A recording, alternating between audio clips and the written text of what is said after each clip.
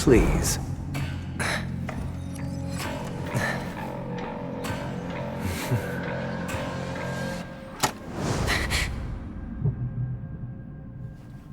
Are these what you're looking for?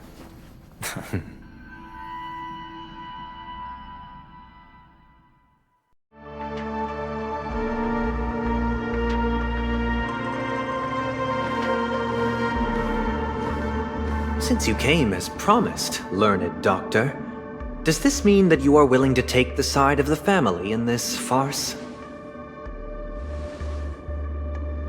What makes you think you can convince me? I've heard you haven't enjoyed Mr. Aventurine's company. I also understand that you're an avid learner who sees the pursuit of knowledge above all. In that case, you ought to realize that a competent scholar knows their position and wouldn't forsake more vital matters for the sake of petty pride. If you agree to assist the family, I'll share our research findings on the Stellaron. You must be quite aware that, besides the family, no other faction is willing to share such information.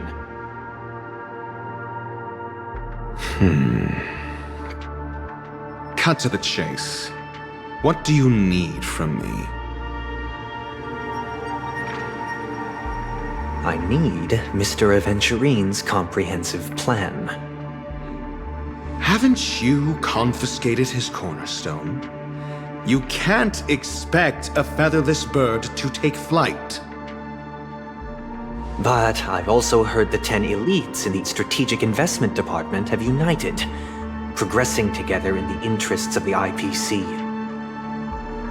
You'll have to speak more clearly than that.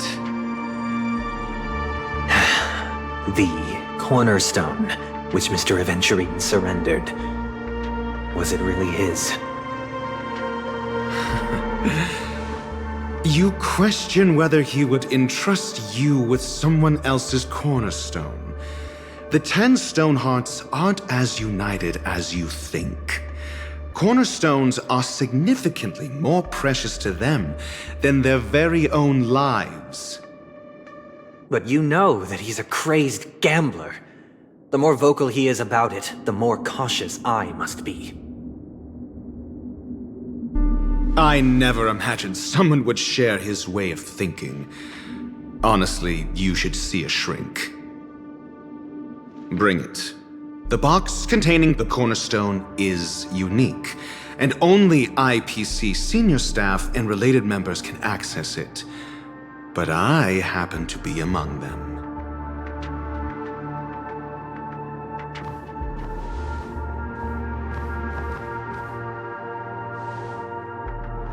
I appreciate it.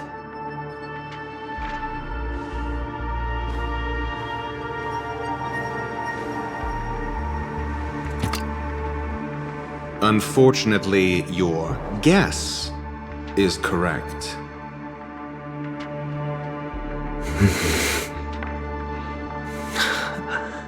The golden stone. Its color and glow are similar to that of Klepoth's body.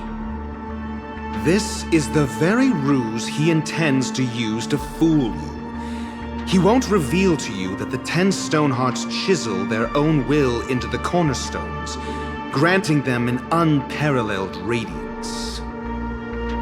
And this golden statue is also known as Topaz, not Adventurine, and it belongs to Topaz. So, do you wish to confront him? Not at the moment. I'm more interested to know the location of his cornerstone. The safest place somewhere you'd never think of. Because he never intended to hide it. In fact, that cornerstone has been in your hands from the very beginning.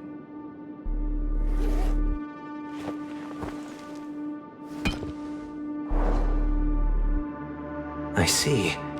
This bag. Mixing a cornerstone, more precious than life itself, with a bunch of worthless jewels.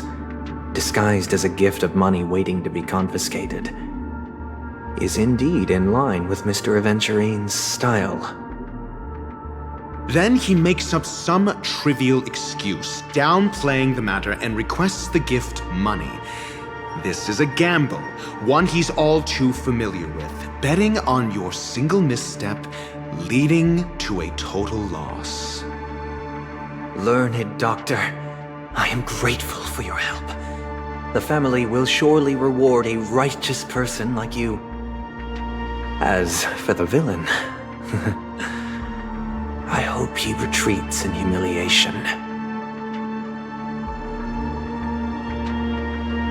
It was all thanks to your friend with a keen eye that I could add a blot of utter failure to your storied career. Ratio, you wretch. Finally shown your true colors, huh? Oh, and just to remind you, you currently only have 17 system hours left to live. Treasure your remaining time, and savor the delectable aftertaste of defeat. You might as well explain yourself a little more clearly.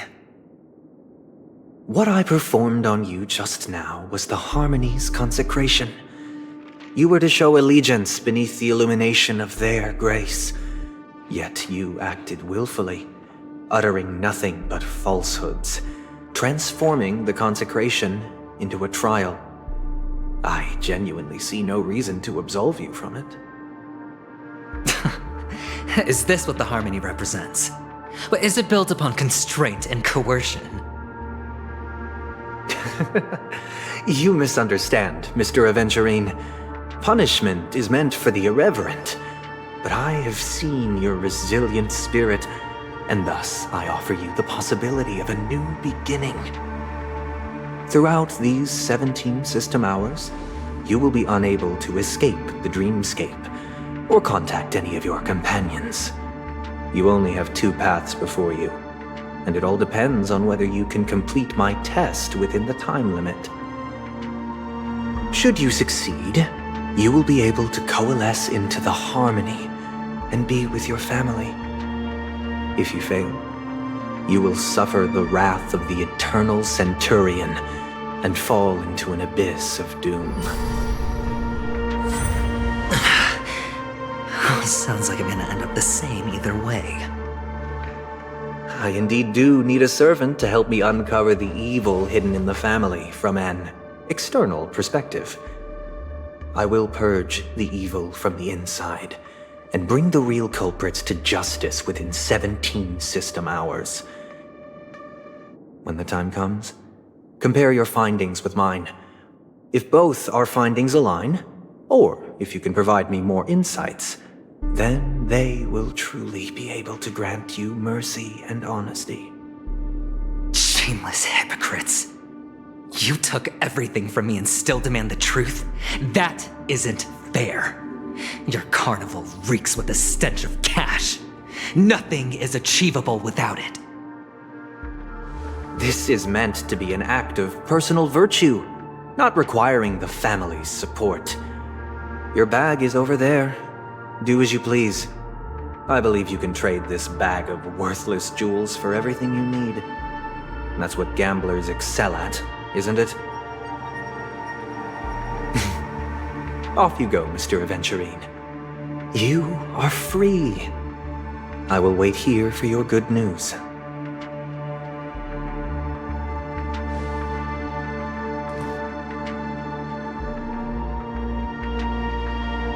This meeting isn't an interrogation or a negotiation. It's an outright execution. Why would I do that, Mr. Aventurine? I'm just wondering what a passerby who stumbled upon a scene of a murder could have found out. That's all. By the way, before you go, I have a personal question. What is it now? Do you truly wish to bring about the destruction of this world?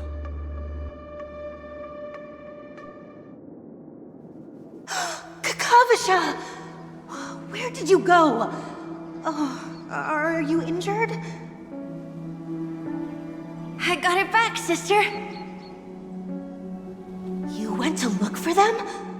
That's too dangerous. It's just a necklace. It's neither food nor water. We can survive without it. But I can't live without you, little brother. Promise me not to look for those catechins again, okay? Sister, don't be afraid. The catechins are fools, but I'm smart. I played a game with them, and I won. Won? What happened exactly? Tell me. I made a bet with them. The two birds in the desert and me. Who will die first? I won. They suspected me of cheating, but I didn't.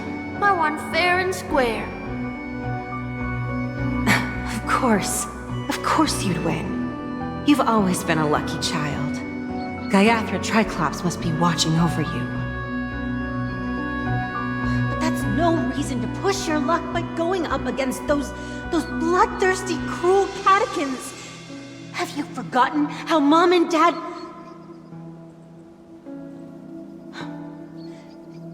Look, this is just a necklace. But Kakavasha, you are my only family.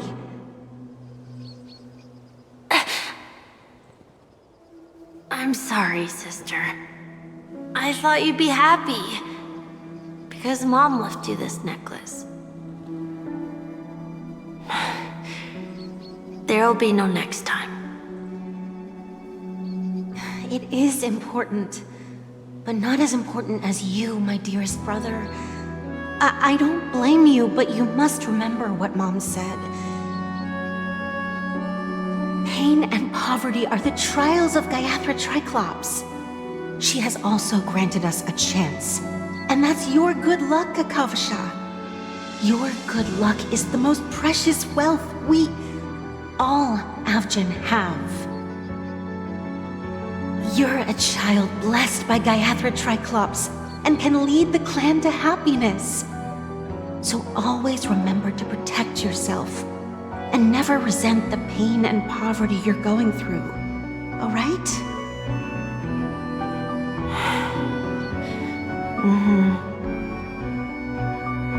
Listen to me and swear to Gayathra Triclops.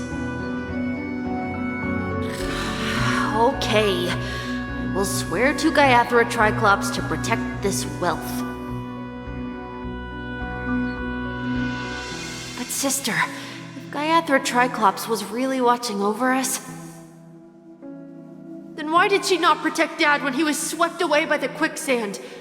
After all, Dad went to the Catechins' land only to prepare for Gayathra Triclops' offerings. And where was Gayathra Triclops when Mom was shivering in our arms?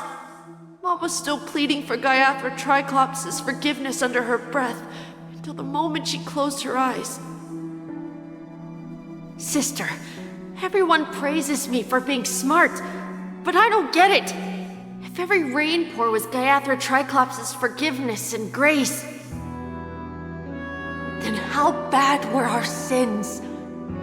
So much so that we were born in this world of death?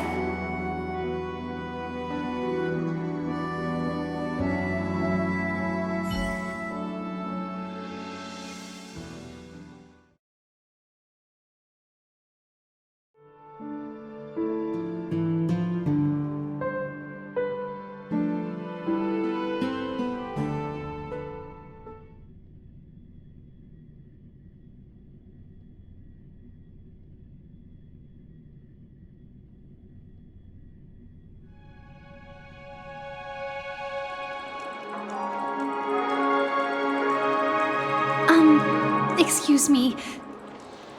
I can't seem to find any information on this artist in the Iris family archives. The photo you provided also doesn't show any matches. Just as I thought. I'd like to ask, what kind of traces do people leave when they enter a dream? Are you referring to the records when you enter the dream pool? The equipment will monitor physiological indicators such as heart rate, blood oxygen levels, and body temperature in real time. This data will be included in statistics and handed over to the family for the screening of any data anomalies. Immediate action will be taken once any illegal behavior is detected.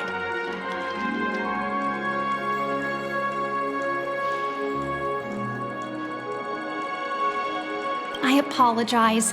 The hotel does not have access. This information is managed by the Bloodhound family. We can only gain access if there's a problem. Looks like nothing can be found here. At least we know who to look for next. We can ask the Bloodhound family for information. Thank you for your assistance, Miss Allie. By the way, is Miss Robin doing fine? We are looking forward to her performance. Fine? What does that mean? Is there something wrong with Miss Robin?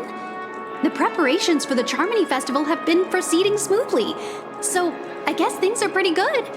I believe she will be able to put on a spectacular show for all of you. I'm sure. Sure enough, no one knows about Miss Robin. I'm not surprised. But that Miss Firefly is truly mysterious. There's no information on her in the hotel system. Even if she's a stowaway, she should have a disguised identity after entering the planet. She's also in the running for the legacy. How is she going to sneak into the dreamscape unnoticed? Is there any other way to enter a dream? Besides the hotel room's dream pool?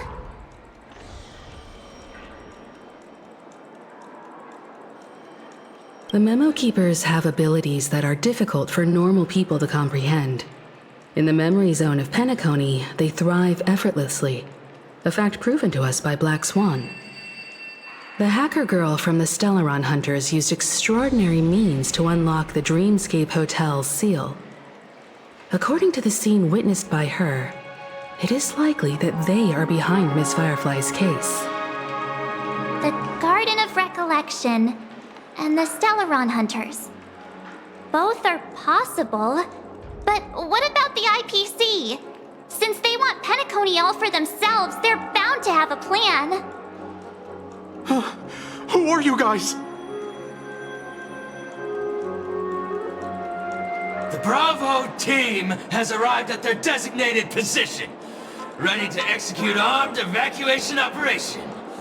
Boss, get moving! Armed evacuation? Boss, are you drunk? What do you know? It's more efficient this way. Just don't let the director find out. Act first, report later. Understood? Help! Help me!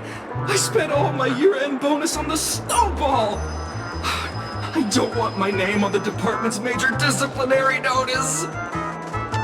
Hey, check it out! That voice. Could it be the IPC workers from Bellabog?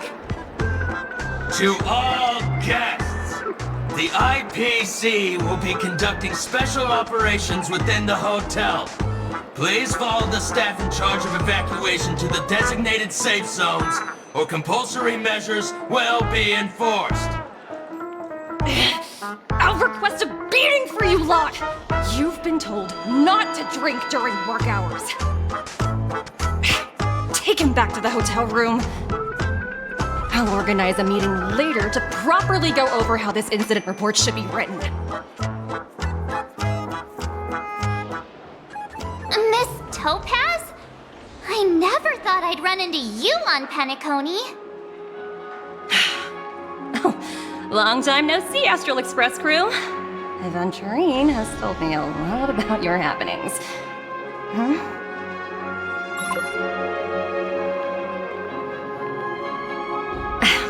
It's fine. Do as they ask and try to avoid any conflicts with the family. Report to me before taking any action.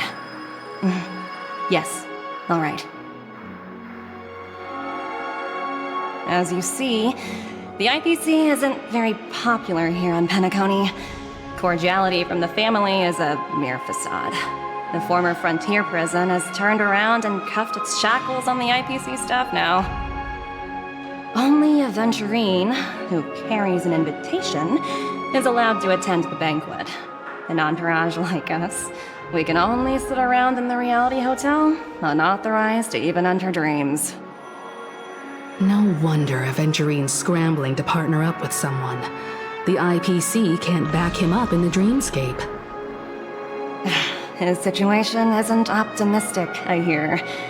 You're all helping to investigate some dirt on the family, are you not? Let me know if you need anything outside the dreamscape.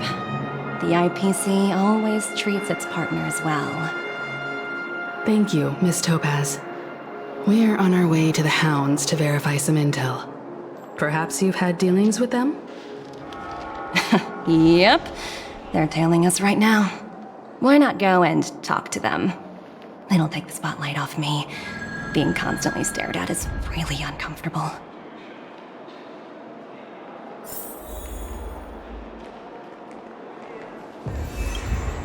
How does it feel to be in business with a Venturine? I bet you're not used to it. That's just his style. All or nothing is his mantra. He's always cozying up to his clients while egging them on to undertake some dangerous assignment with him. But everyone has their merits, so I won't comment further. But Venturine's luck has always been good. He's always closed all his cases without a hitch and basically never lost a gamble. Which is why, on the issue of retaking Penacony, I'm watching with keen interest.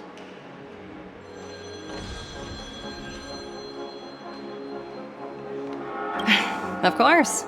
It's business after all. What's important is where you're seated at the table. As for the two cases, apologies, but I don't have much info on them either. All I can do is ask you to keep digging for more details.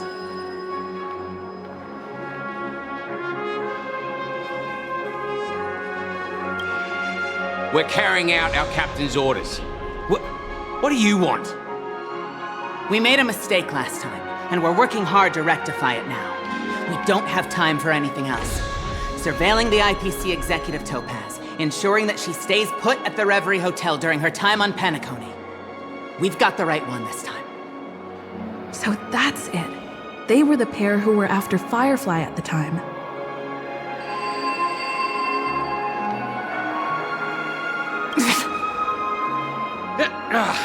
It's you again. Back for more trouble? We're not afraid of you this time. Well, spit it out.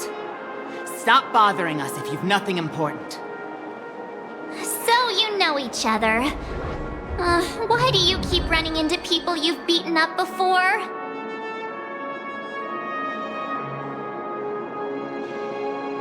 That's right.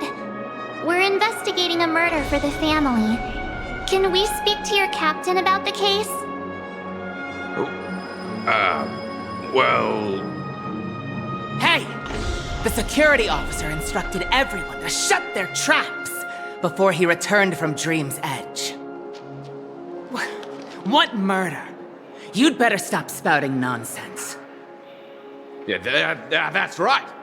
We have nothing to report. Please leave. Looks like they're not going to cooperate. But they did at least tell us that the captain is at Dream's Edge. Why don't we just look for the security officer then? It's probably Gallagher, the one she mentioned, right?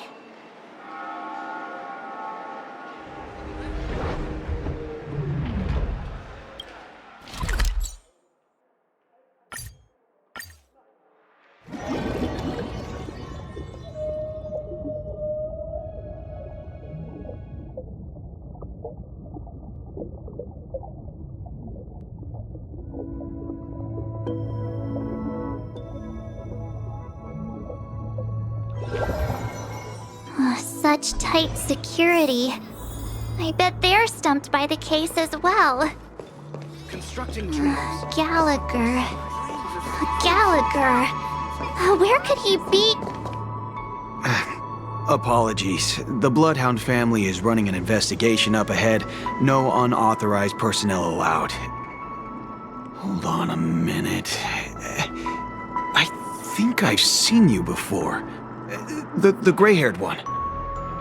How much trouble have you stirred up exactly on Penacony?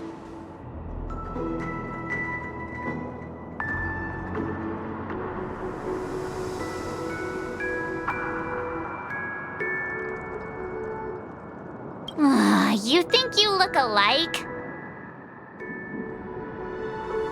Wait, are you for real? Not possible. It was you the last time, yelling about some clockwork friendship while beating me up with that silver-haired girl.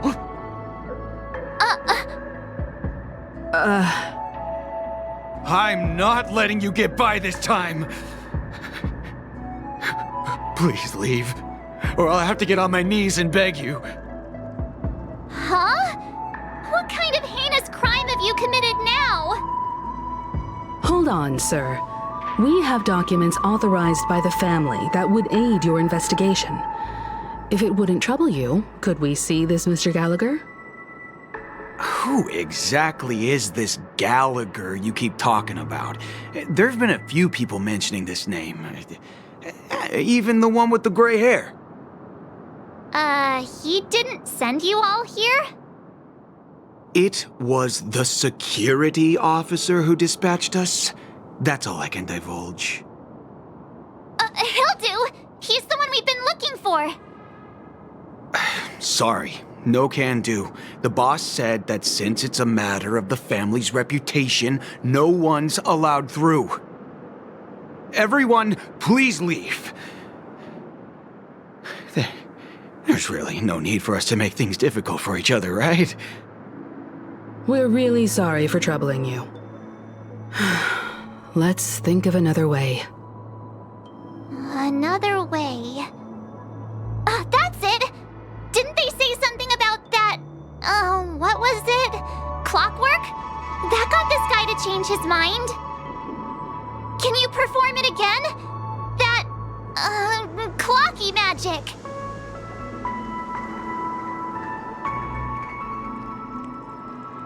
It's not bad if we're resolving a misunderstanding. Please?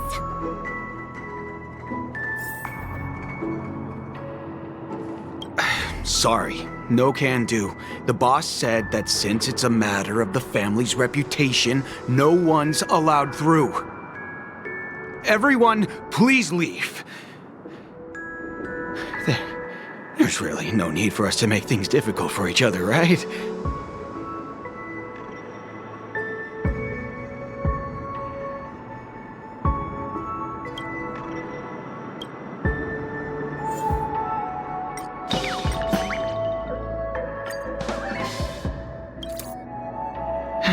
Let me see what time it is now. Whoa! It's this time already! What? Time to clock out! And no one's gonna stop me.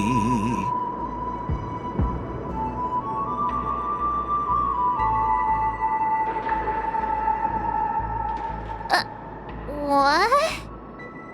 Huh? This clockwork trick of yours, it's kinda dangerous. At least he won't be getting in our way again. Let's go find that Gallagher and ask him the intricacies of the case. I was wondering what all the commotion was. Huh. Oh, it's you guys. Welcome. Since you made it here, what can I do for you?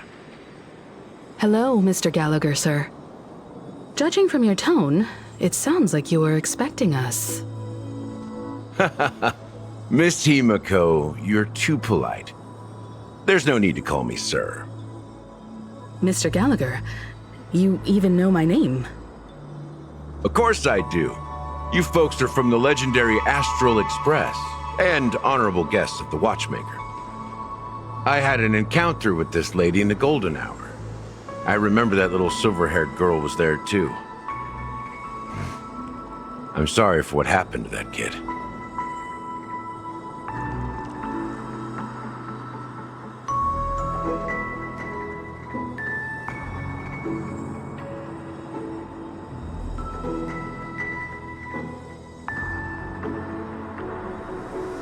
This is also the reason why we've come to visit you, Mr. Gallagher. The Express can't just overlook the death of that child. So we've decided to help the family get to the bottom of it, in the hopes of getting justice for her. The Nameless involved with the family. What an unpredictable twist of fate. Why? What's wrong with the family? It's nothing. On Penacony, everyone loves the family. No matter how much one resists the beautiful dream, when the time comes, they too will find it hard to let go. Who wants to leave a warm nest? Just idiots, little kids, and inebriated fools. Mr. Gallagher seems to be getting at something. You got it wrong. I'm not. You want to discuss the case? Sure, come with me. This is not a good place to talk. Let's go elsewhere.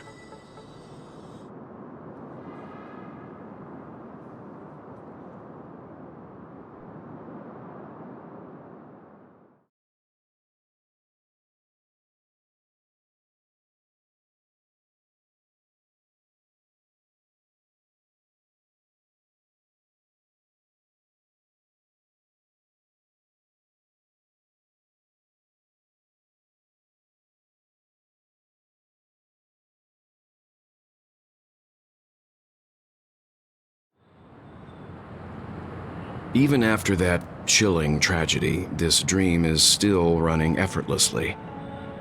Other than the family of the Harmony, it's hard to imagine any other power in the universe that could sustain a building of such magnitude.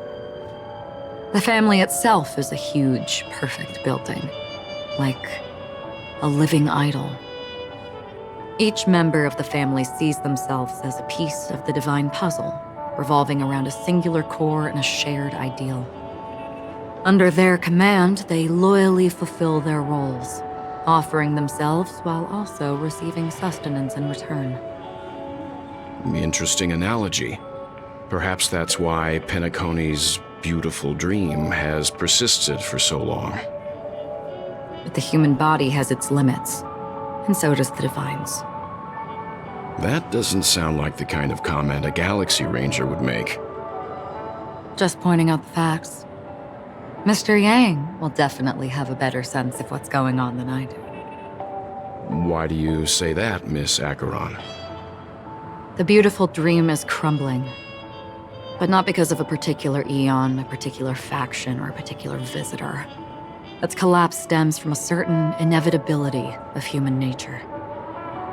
The family refuses to acknowledge this, and it has ultimately backfired and become a catalyst. As people immerse their souls in the dreamscape, where consequences and pain cease to exist, and only ease and pleasure prevail, they draw closer and closer to necrosis. Regardless of the perceived bliss, death looms as the inevitable conclusion.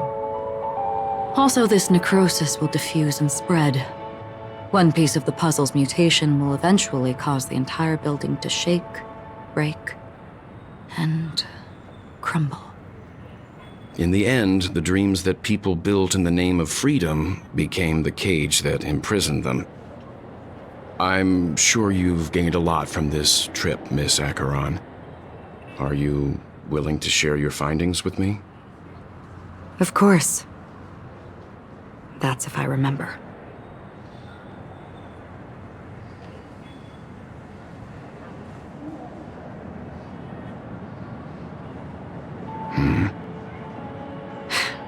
Don't mind me, it's just a habit.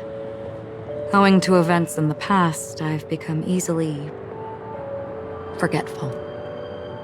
It's only when this sword is unsheathed that those hazy memories start to become clearer. Take your time. That should do it. I vividly remember everything that occurred on Penacony. Ask away.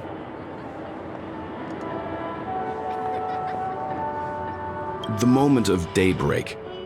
I've heard that's where the Dawn Factory, which processes the foundation of the dreamscape, is located. Behind the dreamscape's song and dance stand many imagination factories. Workers create all kinds of whimsical works day in and day out in their dreams. Then they return to reality and sleep on a narrow bed in a room. A far cry from luxury. They say it will suffice. Experiencing the bizarre and motley dreamscape is the best reward. There I encountered a young woman who had just come of age. The perfect time to indulge in beautiful dreams. Her greatest wish was to one day move to the golden hour and see the magnificent garments she had woven with her own hands. For certain reasons, her wish was difficult to fulfill. But I managed to bring her a garment.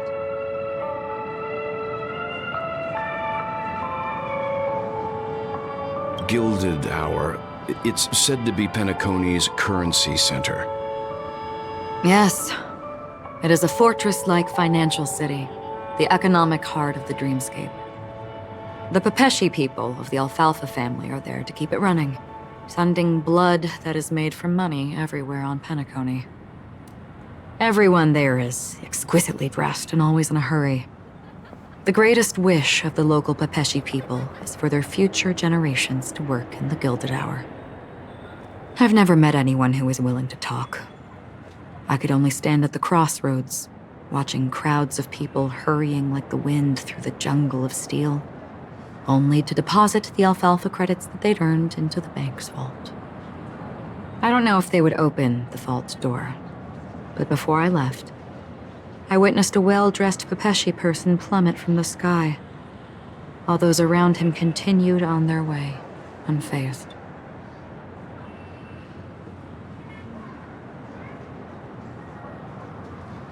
I hear the Blue Hour is very romantic. Do you have any tales to share? Perhaps Mr. Yang has heard. There is a large boat called the Eventide, anchored along the Sea of Dreams, where soft music and dancing persist endlessly every night. I ran into a wizened lady there. She was at the dock, waiting for her long-departed lover to return, waiting for countless hours within time that stood still. In the humid sea breeze, she spoke of her own youth. Like many who desired wealth and love, they came to Penacony to pursue their dreams. Alas, her lover's consciousness was lost in the dark depths of the Sea of Dreams. Finally, she suggested we continue our conversation on a boat in the shallows. I agreed and boarded the boat with her. But she never said anything.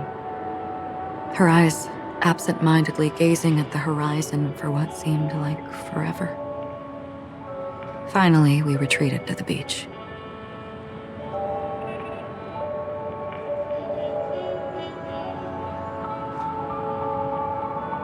The dreamscape of chic, luxury, and consumerism, the moment of dusk. My companions have been there too. Then you all must have seen those who are attempting to realize their dreams. Or have realized them. Scattering money as if it were dust and betting it on all or nothing. Everything has a price, and everything can be bought or sold. Even dreams themselves. I saw an Intellitron there, who was preparing to auction himself. When someone wins a bid under stipulated periods and rules, he would do the buyer's every bidding, becoming that person's very possession. That Intellitron had been auctioned off 12 times, and I participated in his 13th. That was the grandest banquet I had ever attended. But never again did anyone cast another glance at him. This time around, there were no successful bids for him. This is what I've seen and heard along the way. Someone once said to me, Penacony wasn't like this a long time ago, nor should it be. I've traveled through the reality and dreamscape of the planet of festivities, watched the tides of night rise and fall when time stopped for people,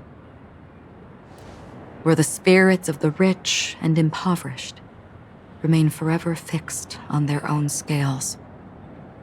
This is why I think the collapse of the beautiful dream is inevitable. There might be a way to change everything. Perhaps. But if this is indeed the world that people desire, if this is precisely why life chooses to slumber, should we still seek to change it?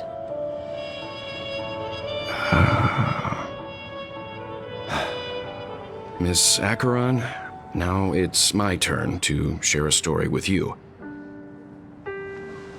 There was a man from my homeland who, at a time when the world was grappling with deep, unhealable pain, made a choice. He wove together the dreams of everyone in the world, linking people's dreamscapes, and shouldered this burden himself. From this, he created a giant, a spiritual atom. And since that moment, the giant stood between heaven and earth, becoming the pillar of the world's existence. As a price, those who found it hard to move forward, who could not advance, forever lost their future. They slumbered in a dream, devoid of disaster and pain, living out their days peacefully in the man's created utopia. And it is because of the wishes of those people who wished not to awaken that this spiritual atom became unbreakable. And yet, you stand here right now, which also means that man failed. Because people must always move towards the future. Even if human weaknesses make them pause when they truly cannot move forward, humanity will eventually seek a way to save itself. And that man, he was never a failure. Like everyone in that world, he etched the possibilities of human nature into his heart. He was the sun chaser of legend, soaring towards the sky and embracing his final victory with his fall. He ascended to heights uncharted, only to come face to face with the sun, a place not visited by anyone before. His wings would melt because of it, only for him to fall into the sea. And after that, countless others would surpass him, soaring to even greater heights. A fitting metaphor for the Nameless's trailblazing spirit. Thank you, Mr. Yang. I know what you wish to confirm. The universe has innumerable similar, yet different worlds. In these worlds, there are innumerable people who look alike, yet don't. I too have embarked on journeys, encountering old friends with familiar faces on different worlds, witnessing their destinies follow paths similar to mine. So I will tell you, even if not completely similar, the story you just told, it overlaps with my past. And within that abyssal dream, I ended that man's life. Alone.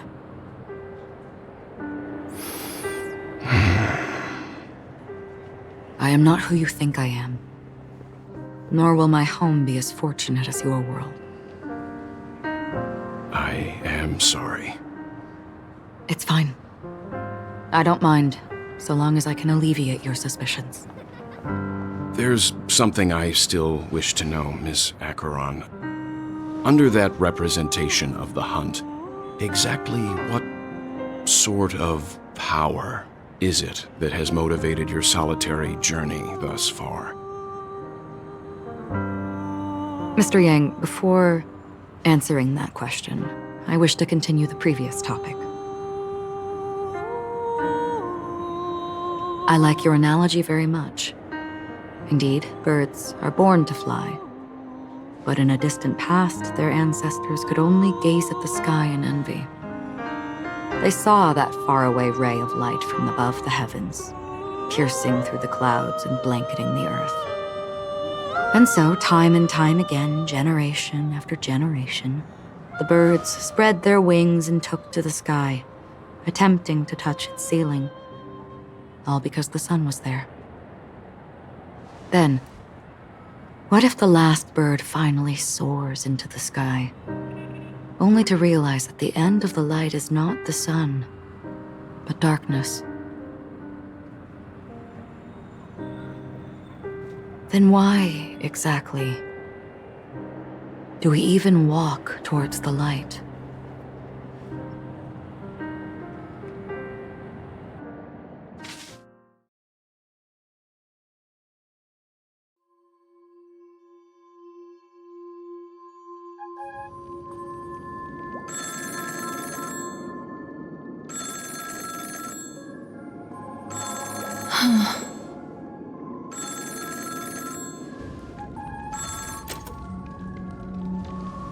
Long time no see. Having fun on Penacony? Acheron? This voice, it's not Constance. Could it be her companion? Though I don't know exactly what you are, or what you're up to, my bullets will find you. Until then, you best find a casket store on Penacony and ask the owner to reserve a good quality casket for you, imposter. Imposter? I see.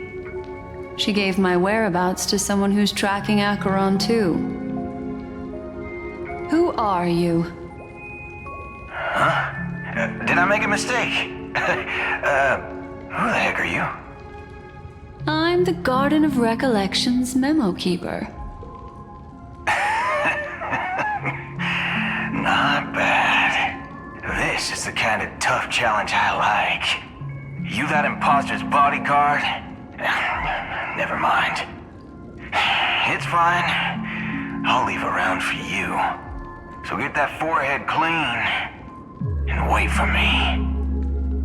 I don't know what you're talking about, but you know Acheron, the Galaxy Ranger, yes? I have something to ask you. Are you asking me to write your will? Sure. Go ahead. Not quite. I only want to ask, how exactly did she become a Galaxy Ranger? She's clearly not a pathstrider of the hunt, but you are, aren't you? Tell me, what's Acheron's deal? Sure. Heck, never thought I'd come across an ally. What a stroke of luck. Well, I'll be on Penacony soon. Memo Keeper, go buy a bottle of Asdana's White Oak and warm it up, and I'll raise a glass to you. That lady's passed. Well, nobody knows. But if all you want is a simple answer, sure, you best get a chair and take a seat. That woman, named Acheron, is an emanator who should not exist.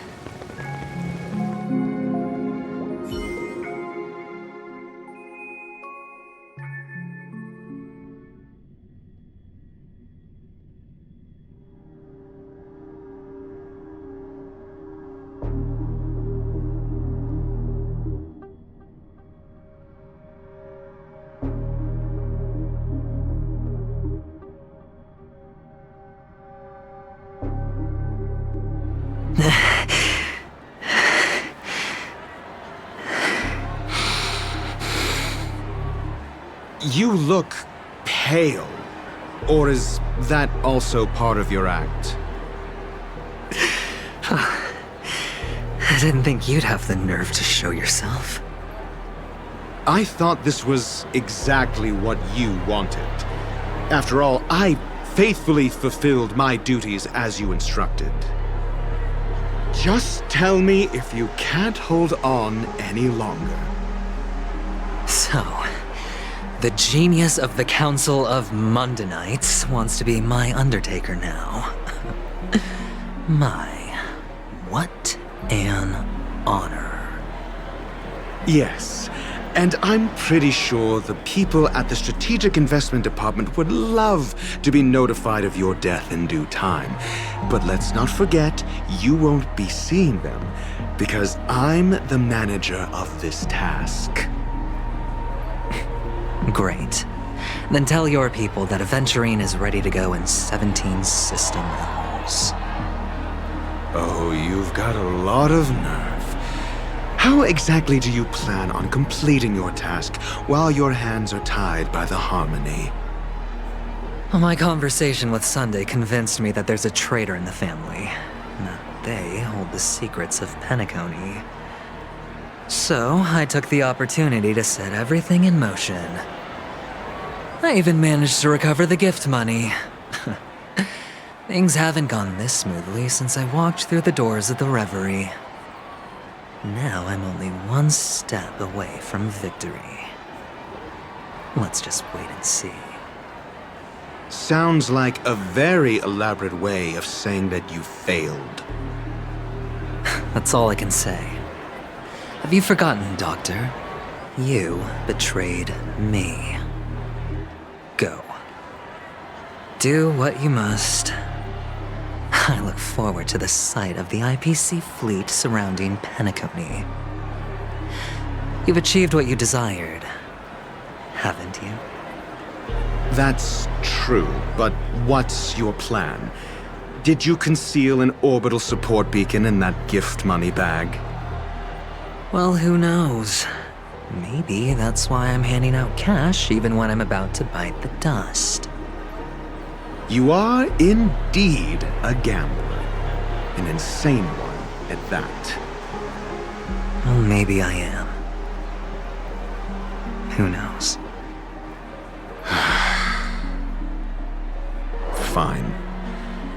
Here, take this. Open it when you're on your last legs. You'll thank me. What's this? Medical advice?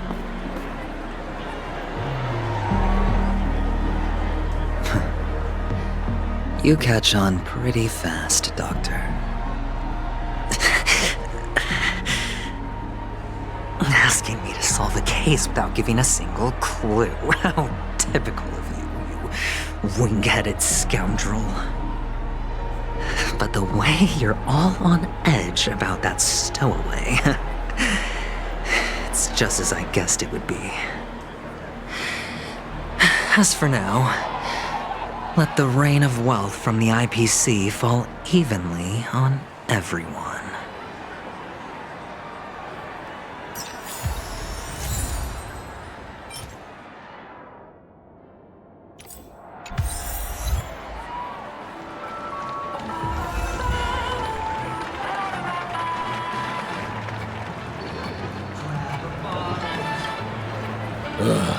The world has truly lost its way.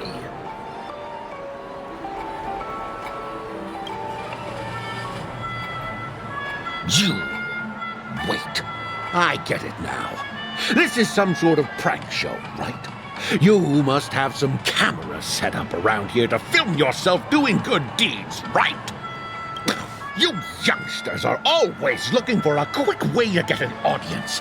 But you know what? A truly great show never comes easy. A great show will start soon, old man. But before that, I need to ask you something. Do you know where I can find death in this dream? Ah, I see. Another fearless youngster looking for death, huh? Well, let me give you a piece of advice. Don't think you're the first one who's ever thought of that idea. Death? Not even remotely innovative. I bought it from Dr. Edward. He claimed it was some exclusive fancy schmancy stuff. Now, but what a disappointment. The effects were awful. First, some monster covered in eyes stabs you in the gut, and then all you see are blurry glimpses of buildings and lights. The sky was spinning so fast it almost made me puke. Is that all? Yeah, what else can you expect? Don't put too much stock in the Penacony movie industry. They even call this junk groundbreaking art. Can you believe it? What a joke. Well, I'll leave you be then. I hope you have a wonderful day. A monster covered in eyes. That sounds like the Memory Zone meme. But buildings and lights... I don't think those have anything to do with death. Well, that whole dream bubble was probably created using rumors and gossip. I can feel something inside my head. Is the harmony starting to kick in?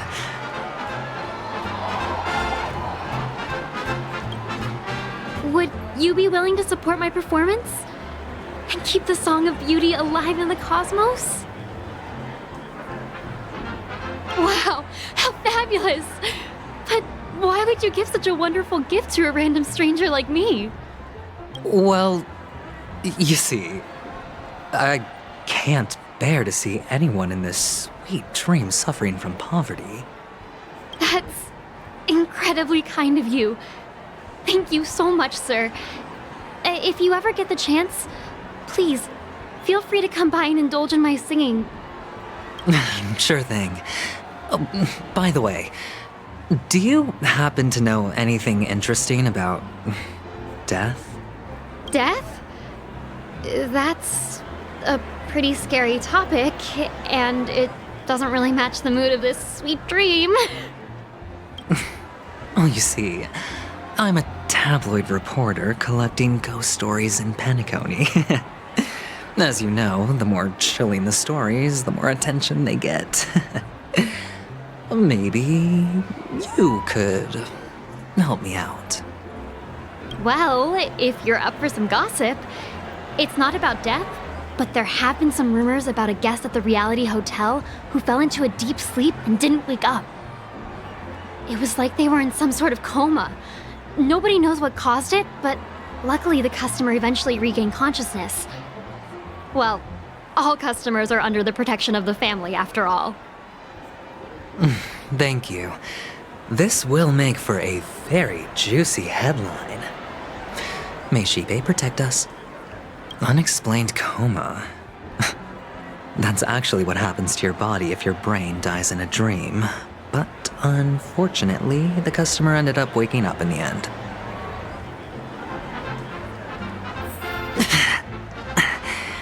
The disturbing voice in my head. It's getting closer. A sip of liquor. A blissful reprieve. To drown 1,000 sorrows. Let worries leave. I know I have what it takes to become a poet. Oh? You're giving these gems to me? Didn't expect to meet such a generous soul in this place. Or are you just pitying me? Well, it really doesn't matter. As long as I have Soul Glad, that's enough. This is just a dream after all. You really shouldn't drink so much Soul Glad, my friend. It's not good for your health. Oh? Maybe I really should quit. But not before meeting the Devil of Soul Glad. The Devil of Soul Glad? Care to elaborate? Yeah. It's a seahorse with a long neck. They say it loves to appear to drunk people, especially the ones who are passed out on the side of the road. How funny. Yeah. Very funny indeed. Thank you.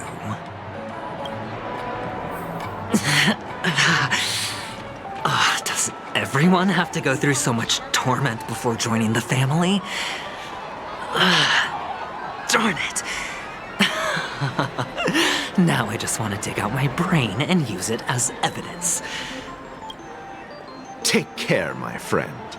If you ever find yourself in danger, remember that the hounds are always ready to help.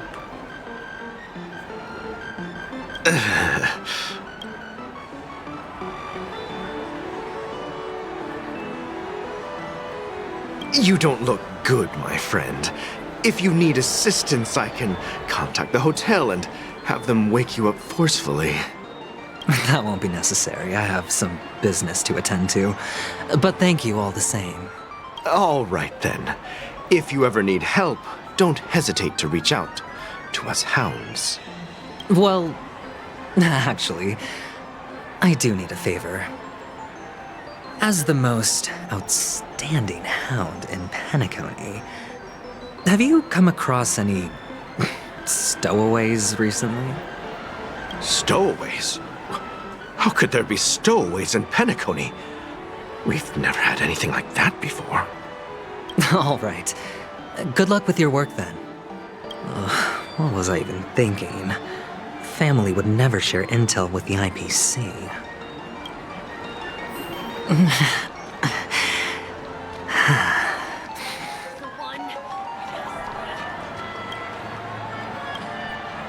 You want to talk to me? Sure, but nothing too sensitive, okay? Huh. Wealthy people have fancy ways to enjoy this dream. But to be honest, I've never seen anyone who gives out money to others like you. So, are you trying to be the prince from the tale, handing out his gold leaf garment and melting his lead heart in the fire? I'm flattered. I'm no prince, and I just thought these gems would help you speak. So, as an investigative reporter, maybe you've heard something about death? Another curious soul. I see. Well, that was actually the topic I was most into when I entered the industry. But my boss shut it down. How did your boss talk you out of it? Well, she simply said, covering baseless urban legends like that would make us look like some third-rate tabloid. I thought about it, and she had a point. Reporting on stuff like blowing out birthday candles and getting spooked by nightmare ghosts isn't exactly professional material. Guess she's got a point. Thank you for sharing.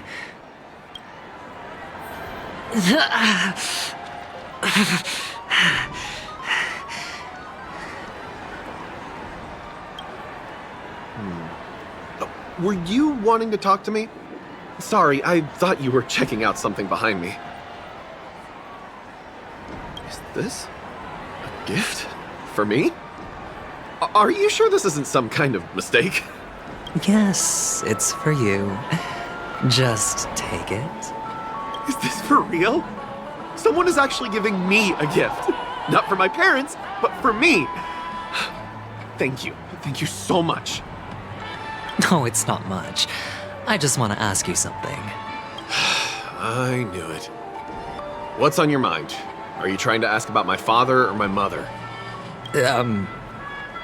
Neither.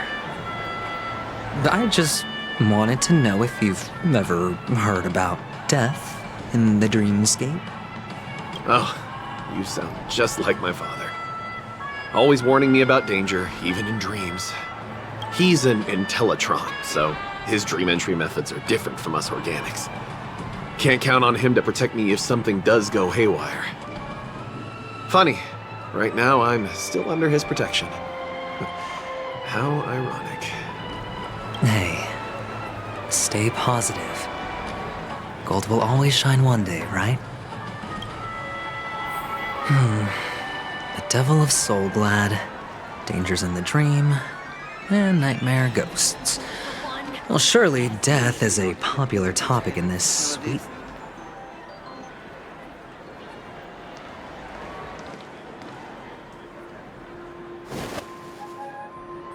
Remember what I said. You Sigonians are better off hiding in the sewers. Look at you, snooping around and sticking your nose everywhere. Is the smell of death so enticing, my fine fellow? Oh, it's you, masked fool. I should have guessed it. You're the imposter who appeared on TV after Robin's death, right? I heard you got caught by the family. I gave you a clear clue. Befriend a mute. Simple and straightforward, you know? And what did you do? You messed it up and ended up as their prisoner. I told you to make friends with a mute, not become one yourself. You really let me down. What do you mean? You know better than I do. Who watched the little songbird that couldn't sing perish right before their eyes? You did, Blondie. No, I mean... What did you mean by becoming one myself? Well, it means you'll soon end up like her, unable to speak ever again. But it's a good thing if you ask me, because... Because I'm getting closer to the truth, right? Oh? Why else do you think I'm handing out cheap trinkets all over the streets, fool? All part of the act. Fool's bait. The more pathetic I seem, the more likely you'll come sniffing around. So, now that I've drawn you out, will you reward me with an answer for my efforts? Why should I help you? Don't you want to see Penacony descend into... chaos? Well, I can make that happen. I just need an answer to one question. Back then, when you asked me to find a mute, did you really mean Robin?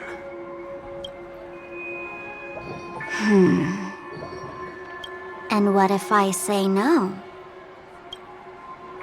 Then I'll thank you. Oh, the word no has never sounded so pleasing. Well done. I admit I underestimated you, but what difference would it make? Let me tell you something. There were 2 mutes, but one is dead now, and the other, though he's still in Penacony, I'm afraid you'll never find him again.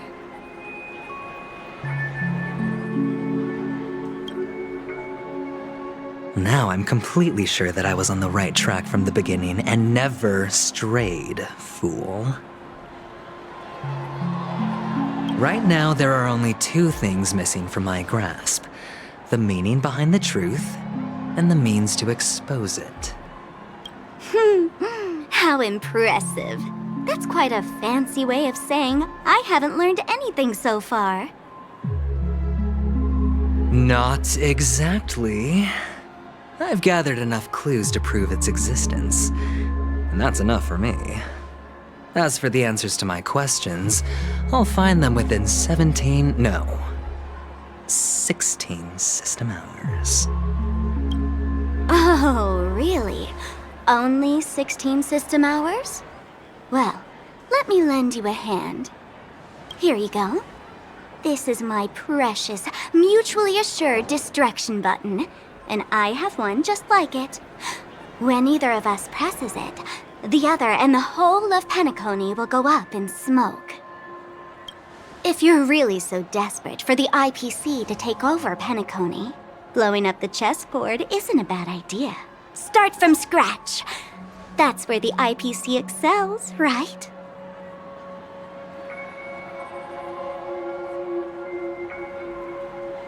Just press the button when you're at your wit's end. And of course, feel free to reach out to me for my hospice care, too. Oh, a deadly button, huh? Well, I guess the family didn't take your threat seriously at all. Otherwise, how on earth did you manage to bring it in here? I have my own ways. That's all you need to know. Well, I'm afraid I'll have to decline your offer. Who knows if your little gadget will actually work. By the way, I have no plans to search for the other mute friend you speak of, but it's good to hear that he's still here in Penacony. I'll handle the rest myself.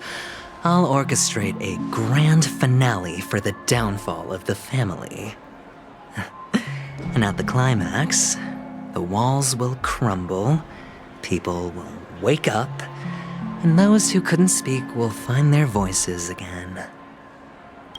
When that time comes, go ahead, press the button, light up the sky with a magnificent fireworks display for me. Catch you later, fool. You're still talking big, but sure, if that happens, I'll stay true to my word. Just don't let me down now, okay?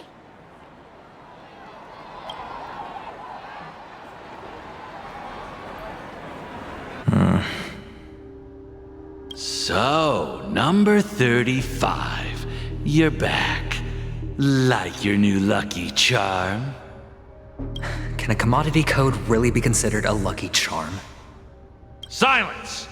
I didn't give you permission to speak, you Sigonian hound.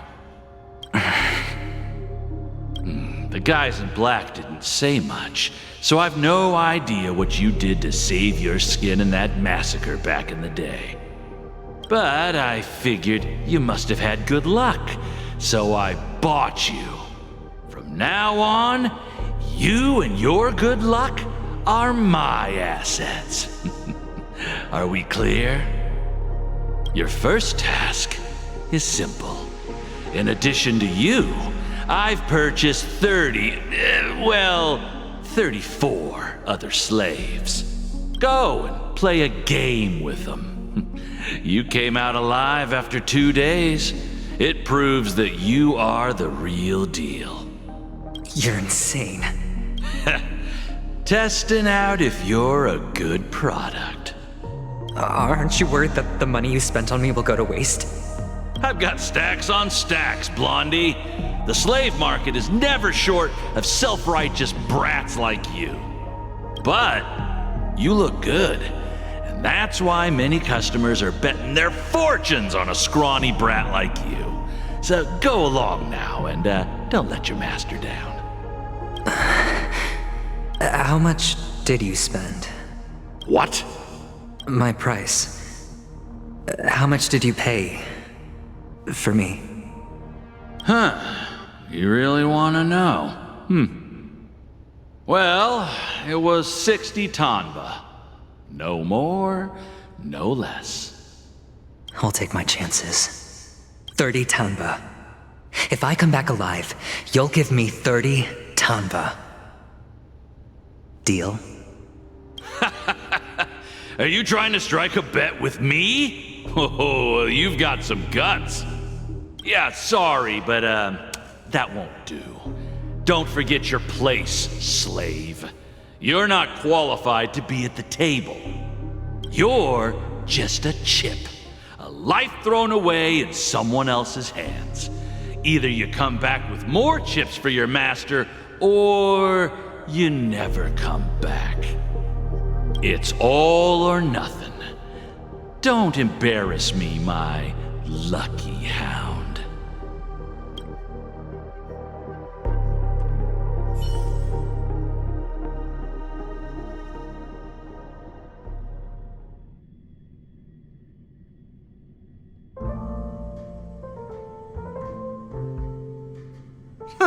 What brings you here, Gallagher? Some friends from the old days. Do you have a moment to spare, Siobhan? Oh, I have the whole day to spare. Ladies and gentlemen, welcome to Dream Jolt Hostelry. This bar offers a wide variety of drinks, but we draw the line at Soulglad. Why settle for ordinary when you can experience extraordinary? We're dedicated to serving up nothing but pure joy and laughter. What would you like to drink? I'll whip it up for you. Oh, look! A lady as cool as Serval.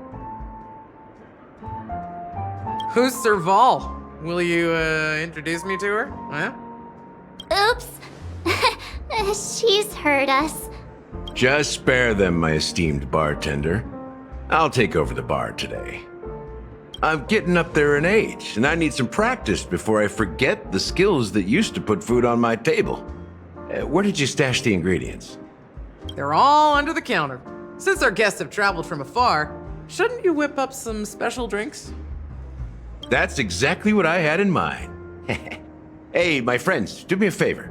Go around the bar and bring me any ingredients you fancy. The discussion might take quite some time, so I'll prepare some customized, non-alcoholic drinks for you. In the bar? But aren't all the ingredients right there on the counter? Why, we're in a dream, my lovely lady. You can help yourself to anything if you wish for it. Comfort, hunger, confusion, or even boredom. It's all within reach, right at your fingertips. Oh, did you hear that? She just called me my lovely lady. Even in reality, mixing drinks is more than just throwing ingredients together. A bartender needs to capture the bar's atmosphere, master technique, and spin a tale of mystery and anticipation. Only then can a perfect drink crafted with a customer's life story be created. In other words, what you get from your drink is down to luck, so don't overthink it. Indecisiveness has no place when it comes to enjoyment.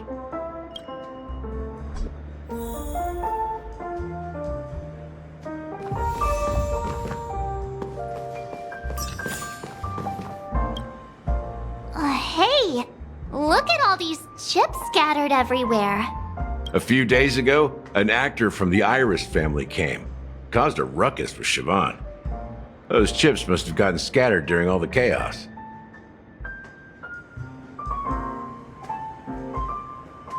Nah, it turned out to be a landslide victory. That being said, opening a bar in this place, filled with monsters, is quite a feat. Siobhan must have a lot of tricks up her sleeve, right? You'll have to ask her yourself to find out. But I have a feeling she won't budge unless you impress her with an incredible drink.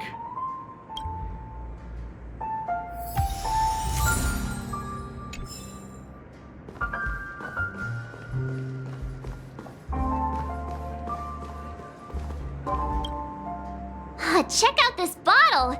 The liquid inside looks beautiful! And the label reads, Dream Syrup, thick. I don't see an expiration date, but the production date is half an amber era ago. Ugh, drinking this stuff can't lead to anything good. That's for sure.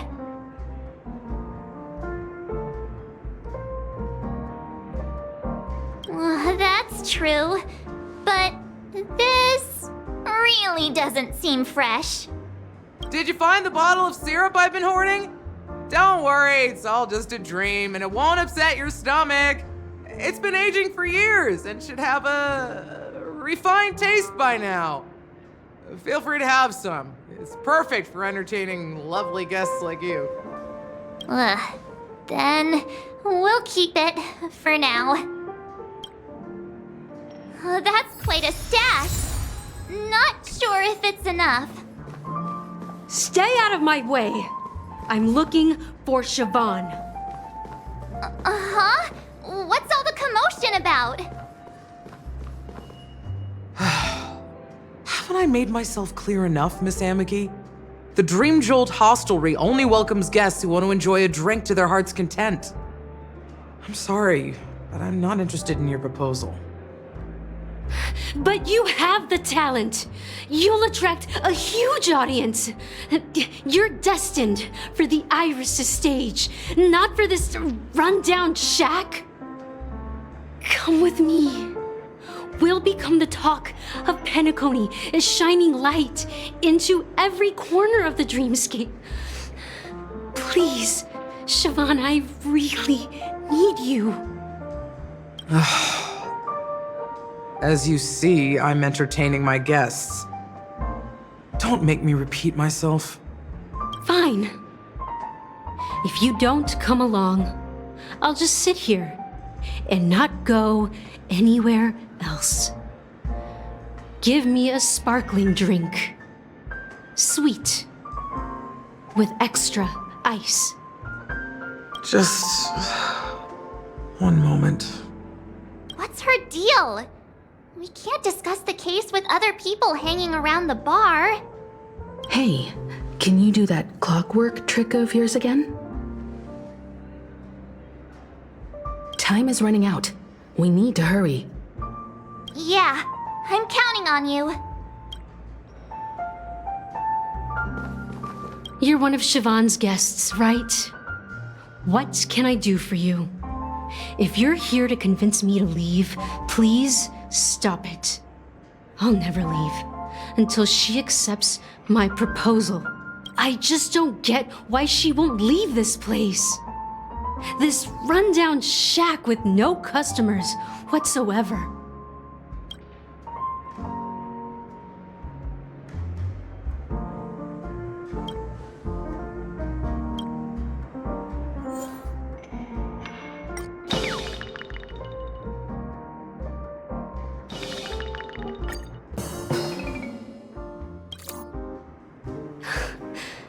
It's ridiculous, right? Our paths were never meant to cross, yet I'm still holding on to her. I'm too timid and shy, longing to shine but afraid of stepping into the spotlight. I need her guidance because I'll never be able to do anything alone. You don't know Siobhan's past, and you have no clue how radiant she used to be. Even among the talented Iris family, her skill was unmatched. I know she probably thinks I'm just trying to ride her fame to get ahead. But all I want is for her to reclaim her place.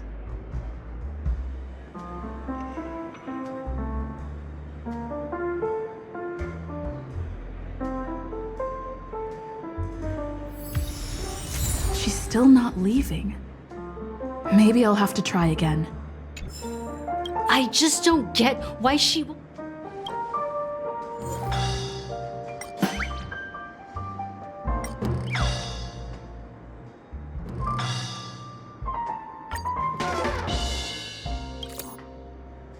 Those darn Iris jerks! They're the ones who forced Siobhan into hiding here, running this pesky bar. It's all their dirty scheming. I get it now. She's not leaving because she doesn't want to run into them again. I can help clear the way for her. I can do her a favor. I'll go back and write a letter to the Dream Master exposing the crimes committed by the Iris family. Siobhan will definitely appreciate it. Things might... I just don't get why she won't...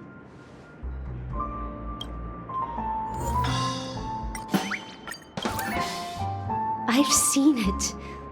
The moment when Siobhan and I share the stage. The crowd is going wild, applause crashing like waves, the aroma of irises fills the air. A beautiful melody playing, ribbons dancing around us, and the taste is sweeter than honey. I've seen that scene countless times in my dreams, and every time it mesmerizes me. That's why I have to bring her back to that world, no matter what it takes. Want to raise a glass, my attentive listener? Let's consider it a toast to my far-fetched dream.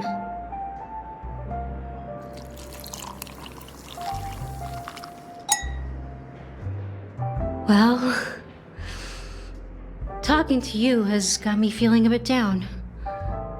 My thoughts are swirling, making my mind clear, and bringing tears to my eyes. Maybe I should find a place to reflect on what Siobhan truly means to me. Here's the payment for the drinks. Please, pass it on to her. I'm leaving now. Amaki has left? That's good for her. Radiant dreams may be enticing, but they're nothing more than dreams. Her drink is on the house. Please keep the money. When you're ready, go to Gallagher. I can tell he's itching to show off his skills.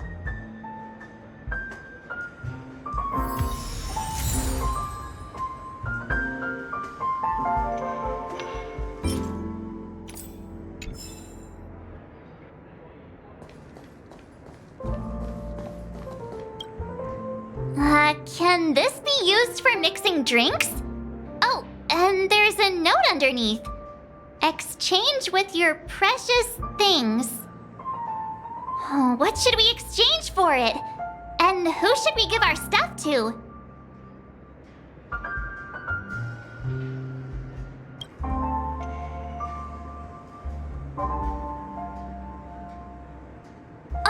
Whoa!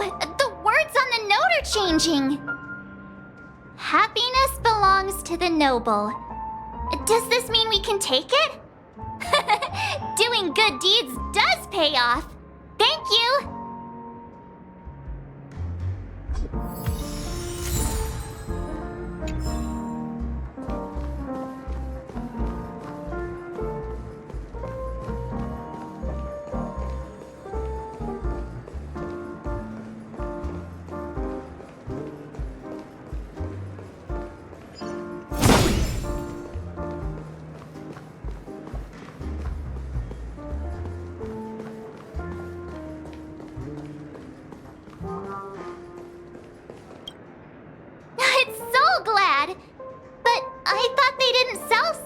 At the bar. Let's give it a shake. Nice, it's still fizzy and has a long shelf life.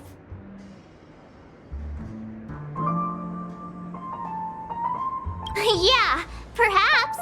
Soulglad is a classic in Penacony, and it'd be strange for a bar not to have it. Why don't they sell Soulglad in this bar?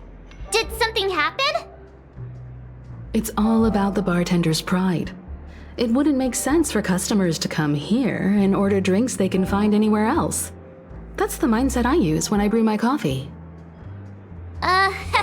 You're right, Himeko.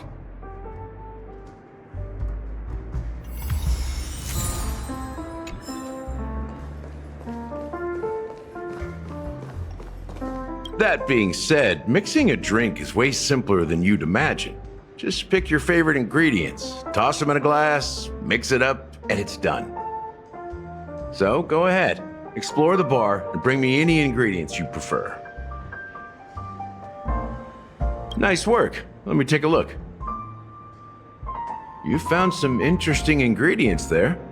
Now take your pick. Each drink has its own unique flavor, and the base ingredient sets the tone for the initial taste and the lingering aftertaste. So, which one would you like to use as the base?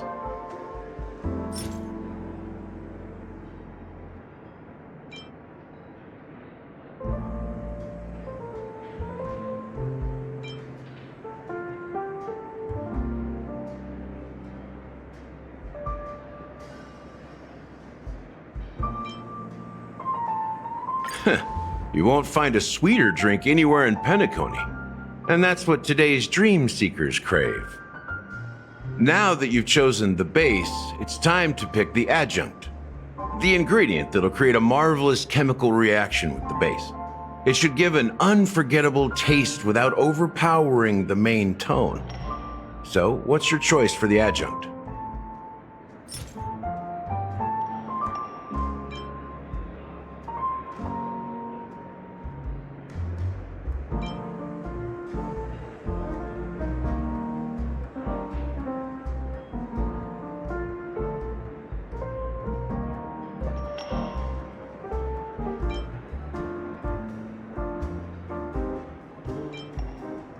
Bright future.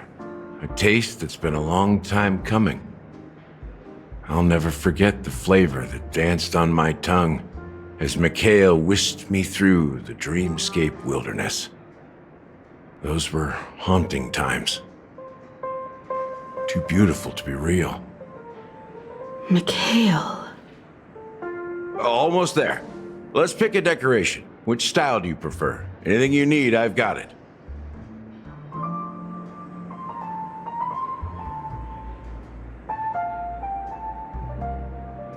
The IPC's favorite. Ambitious, aren't you? Well, it's done. Here's to you, Dream Seeker, with this glass of El Dorado. To golden dreams. Well done, Gallagher. You're not over the hill yet. So, are you satisfied? Oh, the flavors! They're way more sophisticated than Soul Glad. The richness and layers of these flavors are a masterpiece, especially with the adjuncts. I can taste the spicy and sour notes with a hint of sweetness. I'm not entirely sure what it all means. Maybe Mr. Gallagher can shed some light on it. Well, if you're expecting a profound answer, I'm afraid I'll disappoint you. The imagery it implies is pretty straightforward. It's just a glimpse of what this dream truly tastes like. Nothing more. Does this true taste have anything to do with that Mikhail?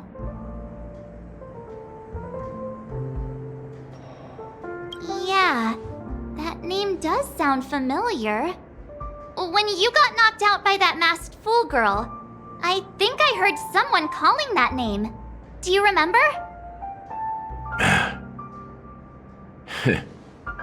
I was right about you. You guys seem to know quite a bit, and now there's no reason to hide anything from you anymore. Let's dig deeper into the case, and of course, I'll tell you a story about Mikhail.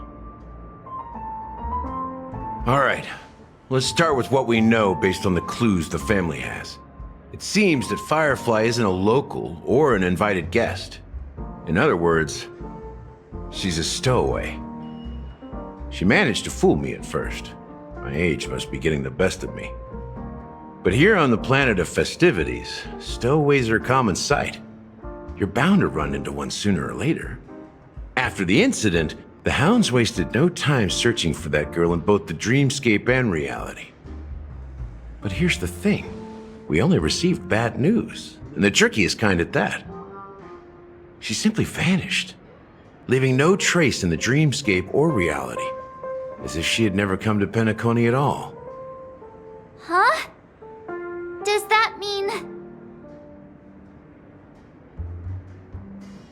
That's impossible. The problem now is not that she's dead, but that it's as if she had never existed in the first place. Let me be frank. This case, actually, is unlike anything the Bloodhound family has dealt with before. Dealt with before? So, death does happen in Penacony, if I understand correctly. You've witnessed it, so there's no need to hide. Even the shiniest city has its dark side. We're all adults here. Surely I don't need to explain too much to you. Confronting the family based on that alone would be naive. Death may occur in sweet dreams. So what? Such events are highly unlikely and only affect a tiny number of people. If you really want to delve deeper into this case, you need to understand the true problem with the family. I guess it's time to tell the story of that Mikhail. You're very perceptive. The Astral Express has received that music box too, right? Do you know the secrets it holds? There's a message. Witness the impossible in the realm of dreams. Find the legacy of the Watchmaker, father of Penacony, and thus the answer to the question, why does life slumber? That's the exact wording. Hey, why are you laughing? Wait, did you write it? It's quite poetic. No, but I'm the officer in charge of this case, so how could I not know? I'm sure you must have noticed that this message didn't come from the family. You might have even guessed that the relationship between the family and the Watchmaker isn't as close as it seems. That's just our speculation. Actually, it's hard to believe that the father of Penacony and its actual managers are at odds. Now I can assure you that your speculation is absolutely correct. The family has considered the Watchmaker an enemy for a long time, but the hounds haven't been able to track him down, as he seems to be living only in the characters and stories he created. Let me ask you a question. Have you ever wondered why the family allowed the Watchmaker to send out such a ridiculous message to the outside world, inviting you here and causing chaos? So, you want to seize this opportunity to expose the Watchmaker? Well, now you understand why the Oak family authorized the Nameless to assist in the investigation, but kept you in the dark, right? Because the Watchmaker is not the legend of the land of the dreams at all. He's the most shameful stain in the history of Penacony, and he's the root cause of all the anomalies in the dreamscape.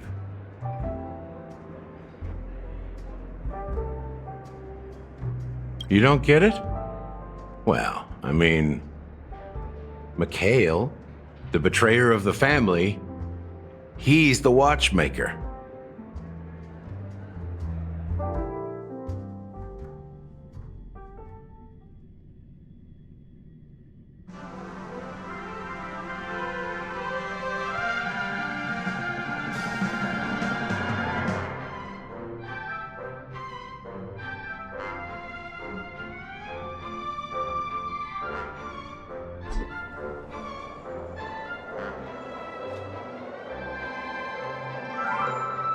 Here we are, Clock Studios Theme Park, the most popular entertainment center in Penacony. Wait, aren't we supposed to be discussing the Watchmaker? I would have expected you to take us to, maybe, a library, or an archive room of sorts.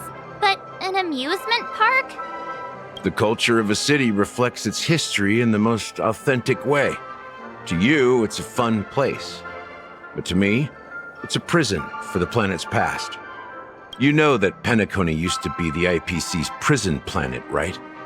All the prisoners were brought here, helping the Garden of Recollection salvage the leaking memoria from the macro void.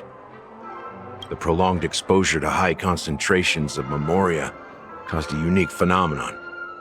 The dreams of countless prisoners intersected and overlapped, and people started meeting each other in their dreams, living lives that were almost identical to reality. But everything has a price, and sweet dreams are no exception. In the end, the dream world was unable to alleviate the suffering of prisoners in reality. One of the prisoners broke free from the IPC shackles and fought for freedom.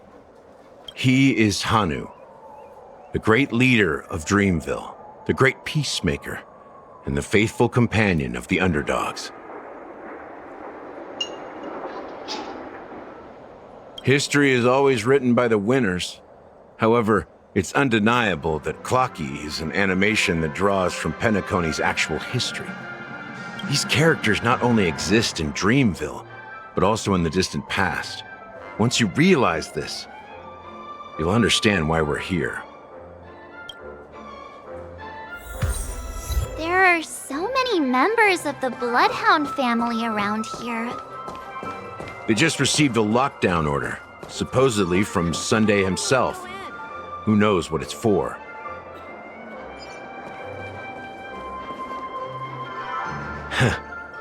So many of them. I've never seen anything like this, even when they're tracking down suspects. We don't need to go in. We don't want to draw any unwanted attention inside. We can just talk here. Let's find a quiet spot and continue our conversation. View here is great, right? We can see everything from here, including Clocky. If all the characters in the animation are based on characters in reality, then Clocky's counterpart is definitely the Watchmaker. In the animation, he's Hanu's partner and one of the founders of Dreamville. Does that mean the Watchmaker was personally involved in that war and sided with Asdana? It was a monumental war for freedom. Hanunu fought alongside a motley crew of masked fools, nameless, history fictionologists, mourning actors, omen vanguards, even visitors from beyond the sky. In the end, they emerged victorious. Among them was the person who would eventually be known as the Watchmaker. But if you do the math, doesn't that mean the Watchmaker was around for several centuries? I'm not sure, but Mikhail was already the Watchmaker when I met him, so maybe he inherited the title. How old are you now, Mr. Officer? I'm 13. No way. Not even close. Hanunu freed the frontier prison, but peace still eluded him. With limited resources, threats from the outside world, and internal conflicts between major prison districts, the future of Asdana was uncertain. It wasn't until the Watchmaker approached the family with the idea of turning the prison into the planet of festivities that Penacony finally gained its name and glory. Thus, he became known as the Father of Penacony. But didn't you say the Watchmaker betrayed the family? And you said you were his companion, so that means you... No, I'm not his companion, but rather one of his many children. But I am indeed a traitor. Not to the family, but to Mikhail. What did you do? I did nothing. And that's the worst betrayal of all. Just like you, I had close companions. We dedicated ourselves to Penacony. But the Oak family, they set us up. Mikhail was too old to protect his children anymore. So we left the family to find our own path. We were branded traitors of the Harmony, even though the true traitors were someone else. While they continue to praise the Watchmaker's name in the world, behind closed doors, they condemn him on a pillar of shame. Nevertheless, we wanted to clear his name. We intended to find the real traitor, the one responsible for all this, and restore harmony to Penacony. But we failed. Too much time had passed, and the land of the dreams had become deeply corrupted. After countless fruitless pursuits, I gave up. Like a lost dog. The family accepted me and made me an officer, supposedly as a form of forgiveness. But it was actually a punishment. Since then, I've been completely cut off from my partners and my past. As for Mikhail, I heard he died in obscurity, in a place where no one could find him. That's when I realized that the Penacony I once knew would never return. We're truly sorry for what happened. But this is not the end of the story, right?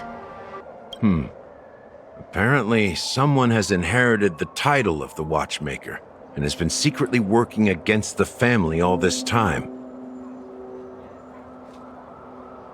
Unfortunately, after all these years, I have no idea who that person is, or if they're even real.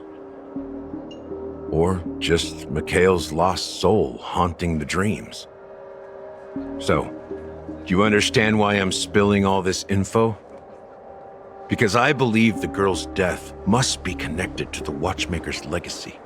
And at the end of all these mysteries, we will find the answers we are seeking. If it really is Mikhail's ghost, I want to meet him.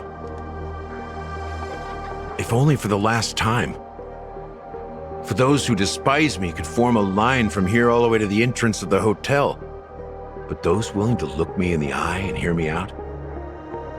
Let's just say, there won't be many. I've told you all I know is a sign of gratitude. Thank you for listening to this old dog. Bark and all. Something just happened at the theme park. Now if you'll excuse me, good luck to all of you. How ironic. What's so different between the stowaways rejected by Penacony today and the dream seekers once hailed as pioneers several amber eras ago? Gallagher does have a troubled past, it seems. While Firefly's whereabouts remain a mystery, his stories shed light on our suspicions about the true identity of the Watchmaker, his connection to the family, and the power struggles hidden behind sweet dreams and death.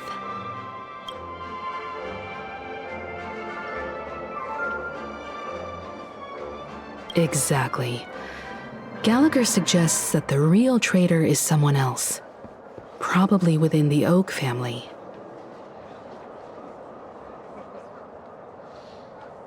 That lines up with what we've gathered so far. Firefly got involved in this mess because of the legacy, and now we're sure that Aventurine's accusations against Acheron are baseless. You're really into Clocky, huh? He's just a fictional character, not a real person. Speaking of which, that Clocky who only reveals himself to you is quite intriguing. It's a shame we've never met him since then. Now that we've confirmed a lot of our suspicions, let's take a moment to think about the clues we have. Send a message to Welt and see how things are going on his end.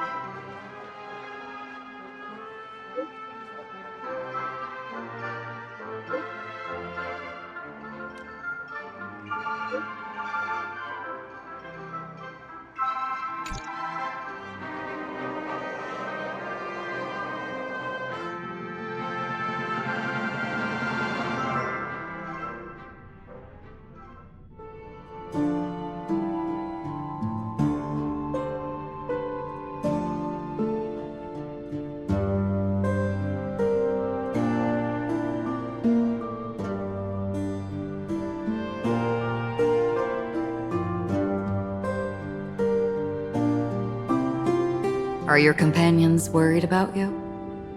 They're just checking up on me. Let's get in and get out. Seems they've made some progress. Looks like we're about to enter the depths of Dewlight Pavilion. It's been a smooth ride. Almost too smooth for a heavily guarded mansion. Let's see if there's anyone waiting to greet us.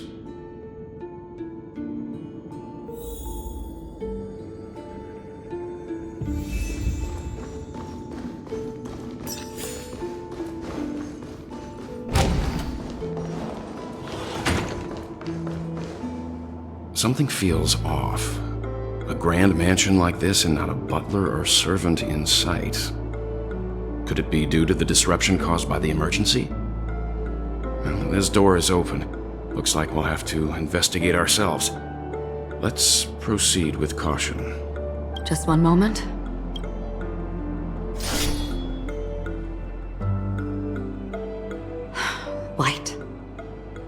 I've made myself less noticeable. The crew can explain their presence as authorized by the family, but I can't come up with any excuses for being here. I see. What an interesting technique.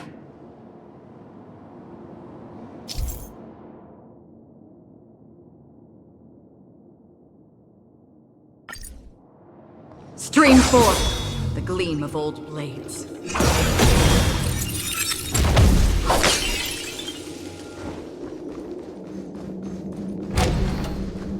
The model in the sand pit. It's the golden hour, isn't it?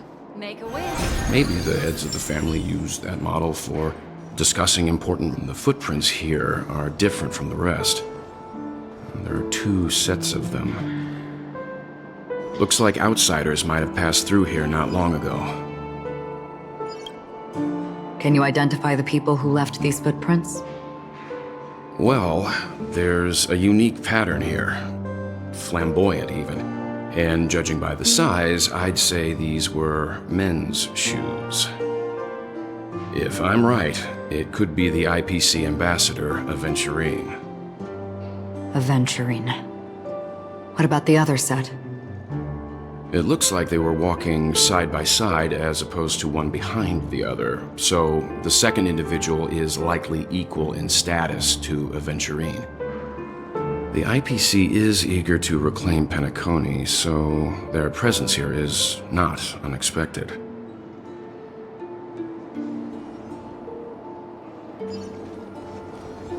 Stream forth, gleam of old blades.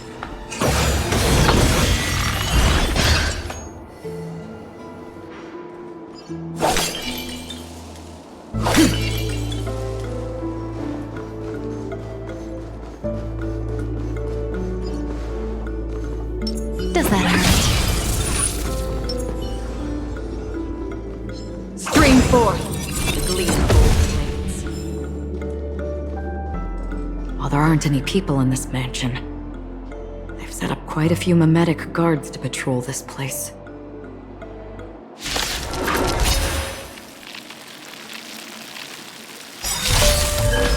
This is where it ends.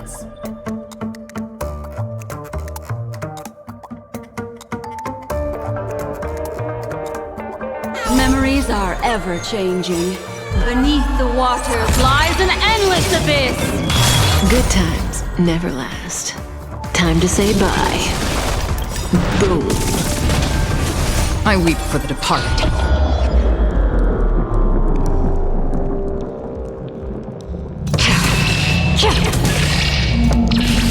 It too shall fall. Still waters of oblivion.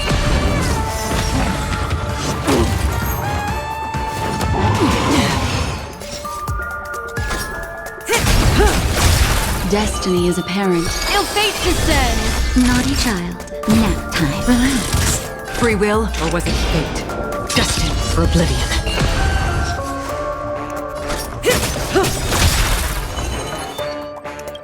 I weep for the departed.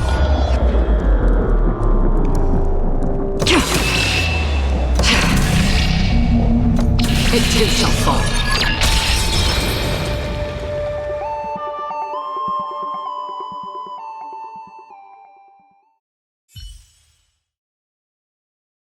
Look, it dropped something. A note. Looks like instructions from the butler for the other servants. Seems like the mansion's entire workforce were assigned other tasks before Robin's death. It must have been a big project to require that much manpower. The Charmony Festival, perhaps. But no matter what their main priorities are, there should always be someone left at the mansion, right? So you're saying someone deliberately cleared the place out? Yeah, but I don't know why.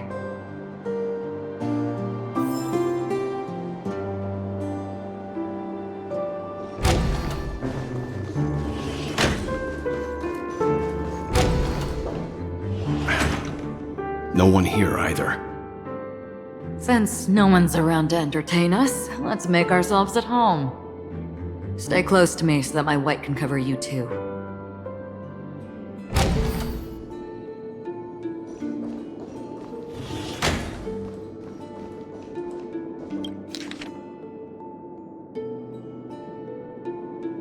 The information about Robin, Firefly, and the other victims.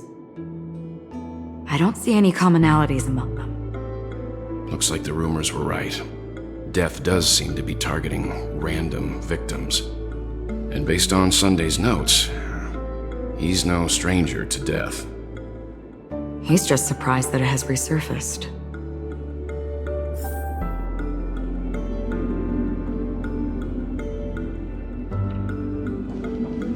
This light cone is securely guarded. It must hold some important memories. According to Robin's interview, despite having performed on so many grand stages, her favorite performance was a pretend show she put on with her brother when they were just kids. I wonder how their relationship is now. Growing up brings gains, but also losses. Yeah, time has a way of smoothing things out. The beautiful dreams of youth will eventually fade away.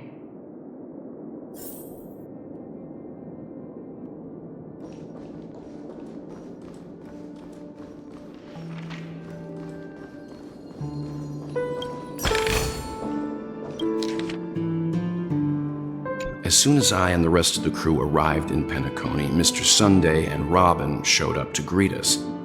I remember hearing something unusual in her voice, and now it seems I was right. Robin believed it was because the harmony had been tampered with somehow. But as far as I know, there aren't many entities capable of interfering with the power of paths. Meaning? If there really is a traitor within the family, that person must hold a high position or possess unimaginable strength.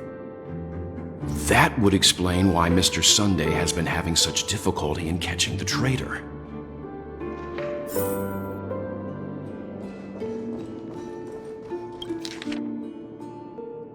It seems neither the Dream Master of Penacony nor this old Odie is happy with Sunday's recent performance. They don't seem to care much about death. Instead, they're more concerned about the Charmony Festival and the Watchmaker. Maybe the other family heads don't think death is a big deal. One thing's for sure, there's a lot of internal conflict within the family, and everybody has their own agenda.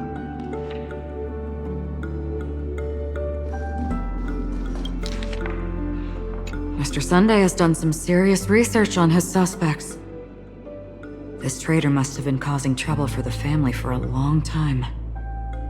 They all seem to be insiders, but I haven't met any of them. Huh? Wait, these characteristics. What is it? No, nothing. Maybe I'm just overthinking things. However, if this traitor really exists, could they be responsible for Firefly and Robin's deaths? Perhaps that's why Sunday is taking this matter so seriously. That's all for now. Nothing more noteworthy. Before coming here, I had all sorts of scenarios in my head about dealing with the family. I did not expect an empty mansion. Watch out! Someone's approaching. I don't think trespassing on forbidden areas is the way to be a guest, Mr. Yang. And Acheron? The Galaxy Ranger? Our apologies, Mr. Sunday. Nobody came to greet us, so we entered without permission. I hope you can forgive us. But even if there's no one to greet you, you should wait for the host. Don't you agree? Even without the famous Galaxy Ranger. As far as I know, the crew has officially accepted the family's commission, so coming here will be unnecessary for you. On the contrary, that's exactly why we're here, to ask you about the case and gather more information. We don't want any loose ends. Well, since you've come with goodwill, I have no reason to show you the door. Rest assured, he hasn't figured out that we went through those documents. While the truth remains a mystery, I'm getting close to it. I assure you that the traitor will soon pay the price. Let's hope justice will prevail soon. I have a question for you, if you don't mind. How did the family come to the conclusion that the murderer was within the family? With all due respect, it's in the IPC's interest to wreak havoc before the Charmony Festival, and the family has every reason to suspect the IPC's involvement. Well, other family heads share the same suspicions as you, but in my opinion, the true murderer would never have drawn as much attention as that ambassador did. Not to mention, I personally shackled him a while ago. However, I'll give you a suggestion regarding your suspicions, Mr. Yang. You should be more cautious of Aventurine. While the wicked can't break through high walls, they can plunge their evil dagger into the heart of the righteous. He's a businessman, not some philanthropist. But right now, he's out there handing out his wealth on the streets. And he went to the Clock Studios theme park all by himself. Who knows what kind of scheme he's cooking up? While the family is dedicated to keeping our guests safe, it might be wise for you to stay alert. You never know what unexpected troubles could arise.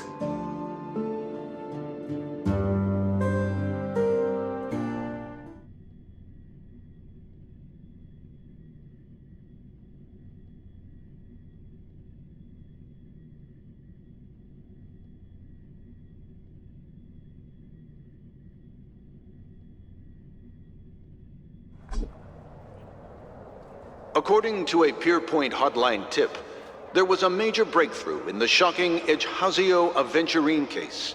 The suspect has been arrested. This fraud case has been linked to many departments within the Interastral Peace Corporation and the Intelligentsia Guild, causing a large drain in manpower and resources, resulting in the IPC taking a massive loss. The case's main suspect originates from Sigonia 4 and is one of the survivors of the second Kataka Abjin extinction event, who does not carry an interstellar refugee travel permit. As per Strategic Investment Department Head Diamond's sentiments, the IPC has appropriately relocated the suspect in the spirit of the Charter and will continue to conduct further investigations as to the motive of the suspect. What pretty eyes. Tell me, do they shine in the dark? Well, if they did, I'd sell them in a heartbeat. You don't know how many people long for your eyes to be closed forever. As a servant, you should not resist your master. Yet, you went and killed that man anyway. No lawyer has the audacity to defend you. Perhaps you ought to represent yourself. Not difficult, but definitely pointless. You're pretty confident on your eloquence. Did you also think that when you lied to the Intelligentsia Guild? Ask and you shall receive. You wanted the perfect construction material. All I did was offer a possibility. It was just a small wager. If your luck holds out, the IPC will dig something up from the golden sands of Ejhazio. Maybe even the Sand King's remains. Pity your luck has run out. I'll admit that. What I'm more curious about, though, is why such a grand scheme failed to benefit anyone in the end, including the perpetrator himself. Madam, I already have what I want. To be brought before you for the next high-stakes gamble. Then let's talk about the second gamble. Tell me, What are you prepared to wager this time?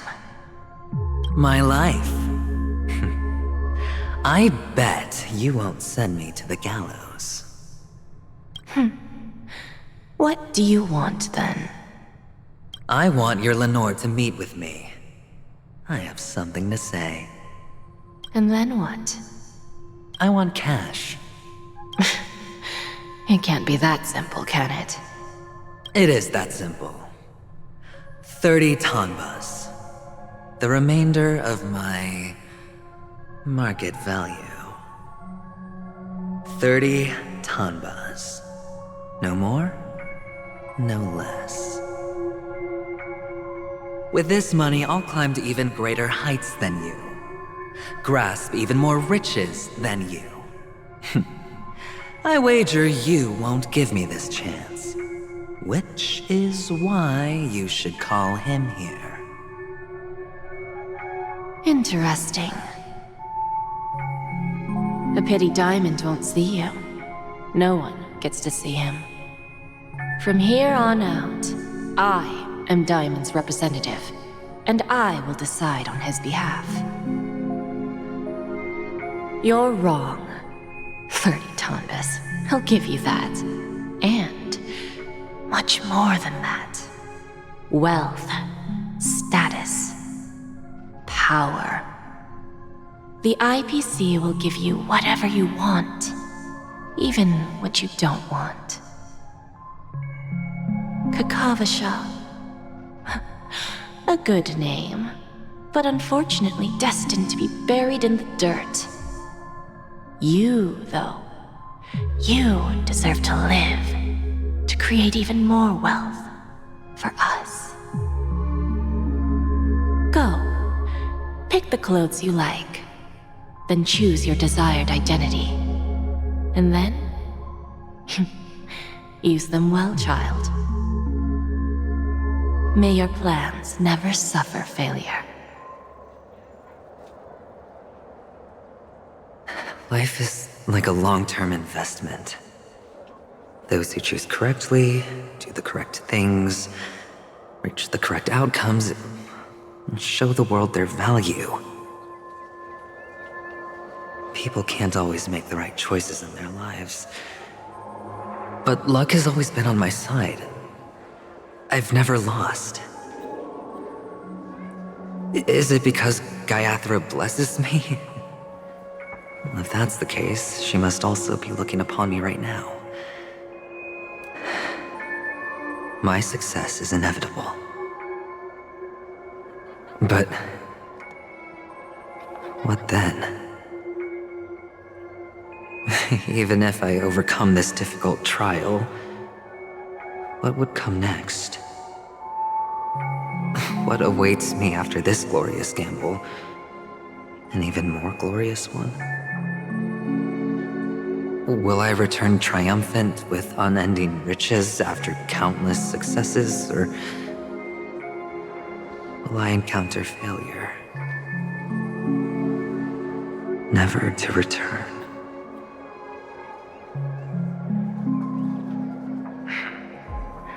I'm pretty sure you already have some ideas. Lowly gambler.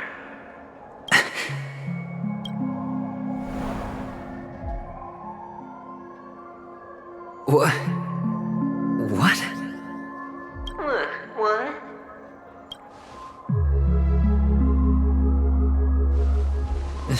Am I dreaming, or have I gone completely insane?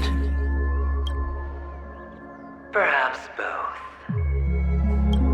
Forgotten me already?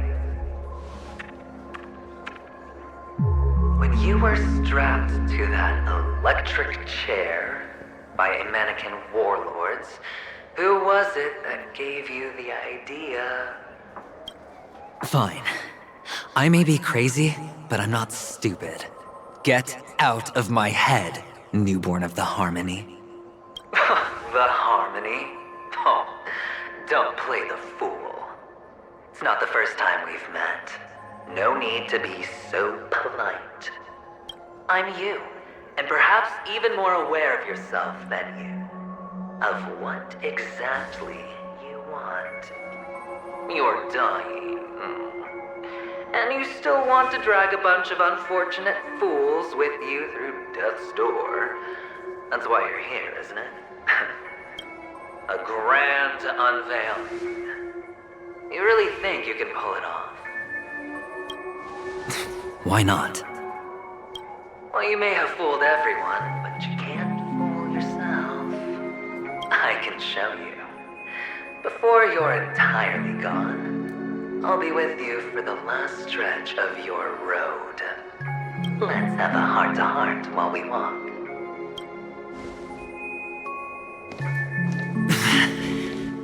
What exactly are you? Most people in this world spend their entire lives just to reach one outcome.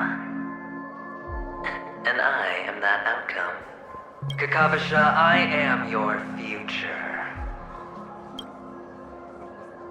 First, I'm hearing things, and now I'm seeing them. Great. Am I going to be elevated into the Harmony's Emanator next? Why are there no guests here? What's that featherhead doing?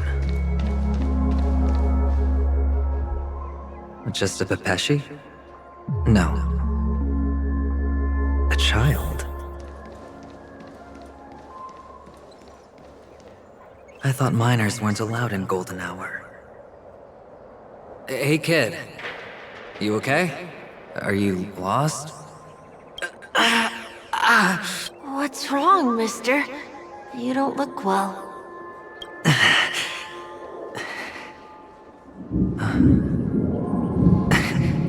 Your eyes. Impossible. Who are you? They're pretty, aren't they? Sis said they're a gift from Mama Funga. Colorful eyes are said to bring good luck. Mister, you have pretty eyes too. Beautiful. Are you alone? Where are your parents? They're in that amusement park. Papa and Mama went in first. I'm just about to go look for them. I have to go. Goodbye, mister. Hope you have a good time, too. Those eyes. And Mama Funga. No, it can't. There aren't any Avgens left.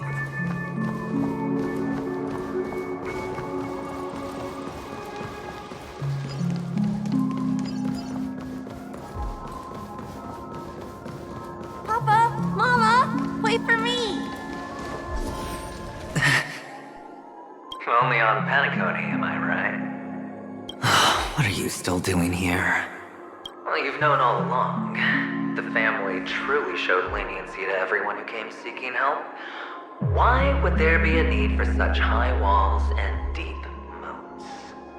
However, people don't see it like that. Especially since the flavor of the drink syrup is so alluring. You will receive no charity on Penacony. And relying on your own strength alone to topple high walls? Not a likely fate.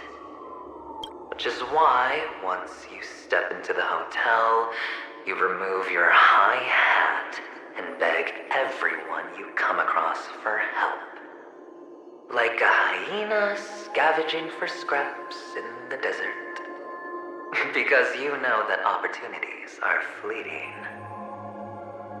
Well, when you put it like that, even Ratio's a teeny peacock analogy sounds pleasant. Well, you know how rare it is for me to give you the straight dope, so listen while you can. It's good timing that you mentioned the doctor. I'm especially fond of what you and he have in common. The conspiracies, calculations. Especially the part about the finale, a magnificent act of betrayal. Oh, when everyone thinks this way, who would even suspect that it was another trap you've meticulously devised? Go on. Tell me I'm right. You know who you really are, Mr. Cavalier Gambler. Uptight, overcautious, massive inferiority complex.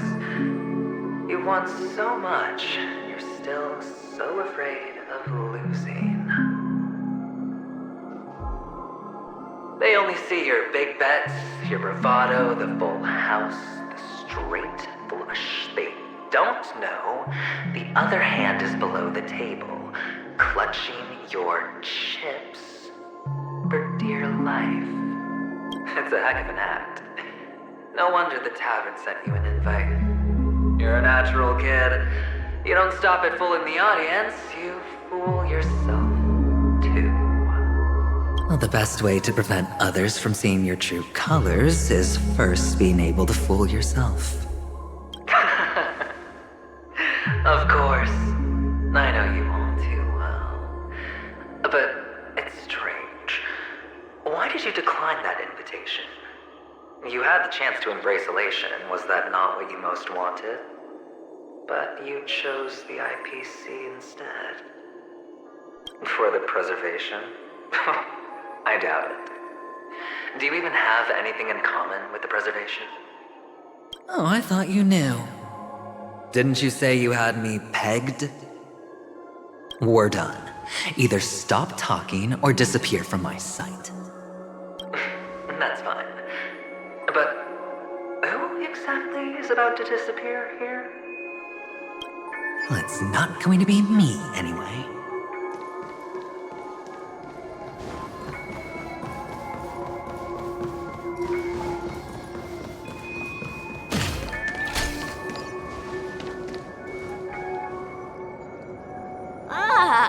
Playing hide and seek. I'm really good at this.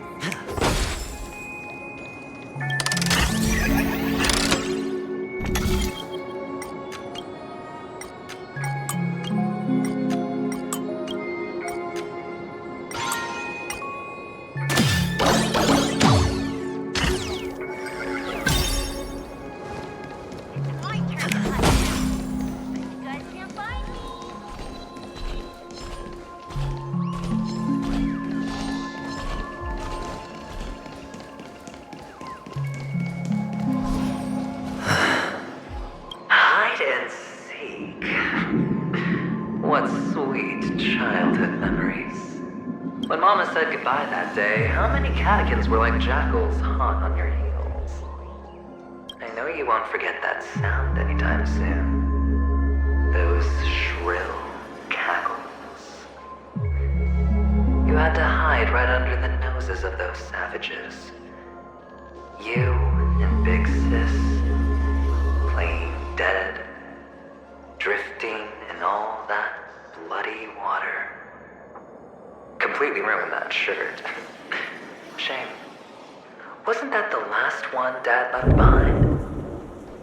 It wasn't ruined. I've always kept it. Come on. It's a rag. It's not like you can ever wear it. Now you don't have to hide. You probably won't even deign to get your pretty outfit wet in the rain. Your social capital has changed after all. I've never changed. On the contrary, now you're the one who does the hunting. The last round of hide and seek, and you get to be it. You should enjoy it. That child. Could he be in here?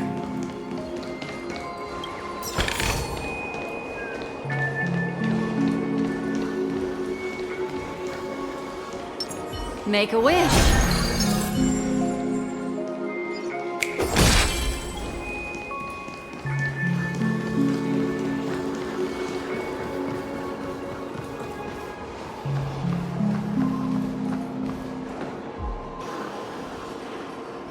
Is this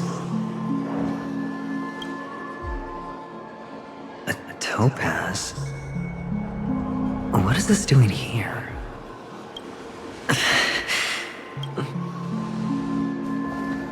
What? Does your cornerstone wrench out of your heart, son? I was merely curious at why it was here. Maybe that winged guy put it here to taunt Just to make you realize that your painstakingly arranged magic show is nothing but a death rattle. The cornerstone's hue is the same as the radiance of Clipant's body. I've gotta give it to you. I've heard a lot of baloney, but that lie deserves a prize for sheer nerve. If he were just a little bit smarter, the jig would have been up right there. This is just bait. Of course. That's why Ratio's betrayal was one of the keys to your plan. I have to say, that doctor's acting was superb. Or maybe he wasn't acting at all. All the better for you. Sunday didn't become head of the Oak family by acting sloppy. He's obsessed with control. You have to give him enough detail to satisfy his meticulous nature, but not so much that he gets suspicious. Which is why you had Ratio seek him out and leak the plan on purpose. To prevent the other party from suspecting anything. The intel you gave to Ratio was all true. He spoke of the same to Sunday. Finally, Sunday took the bait, found the other cornerstone, and before you know it, everyone's distracted enough for you to steal the third stone right out from under them. Why don't you stop rummaging through my mind? Your mind? It's our mind. You're me, and I'm you. We're the same. The best way to prevent others from seeing your true colors is to first be able to fool yourself. Really? You can't even fool yourself. You just got lucky this time. This is the other cornerstone in Sunday's hands.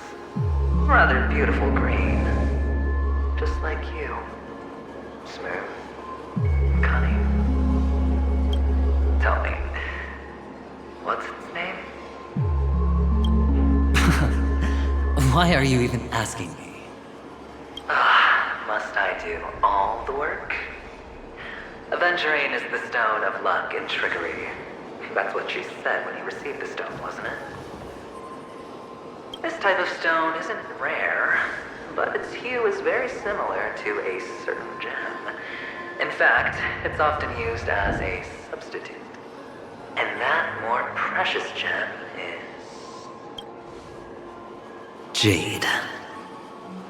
Even Sunday can't tell the difference. Oh, looks like jade can be substituted for aventurine, too. Sauce for the goose. Aventurine, topaz, jade.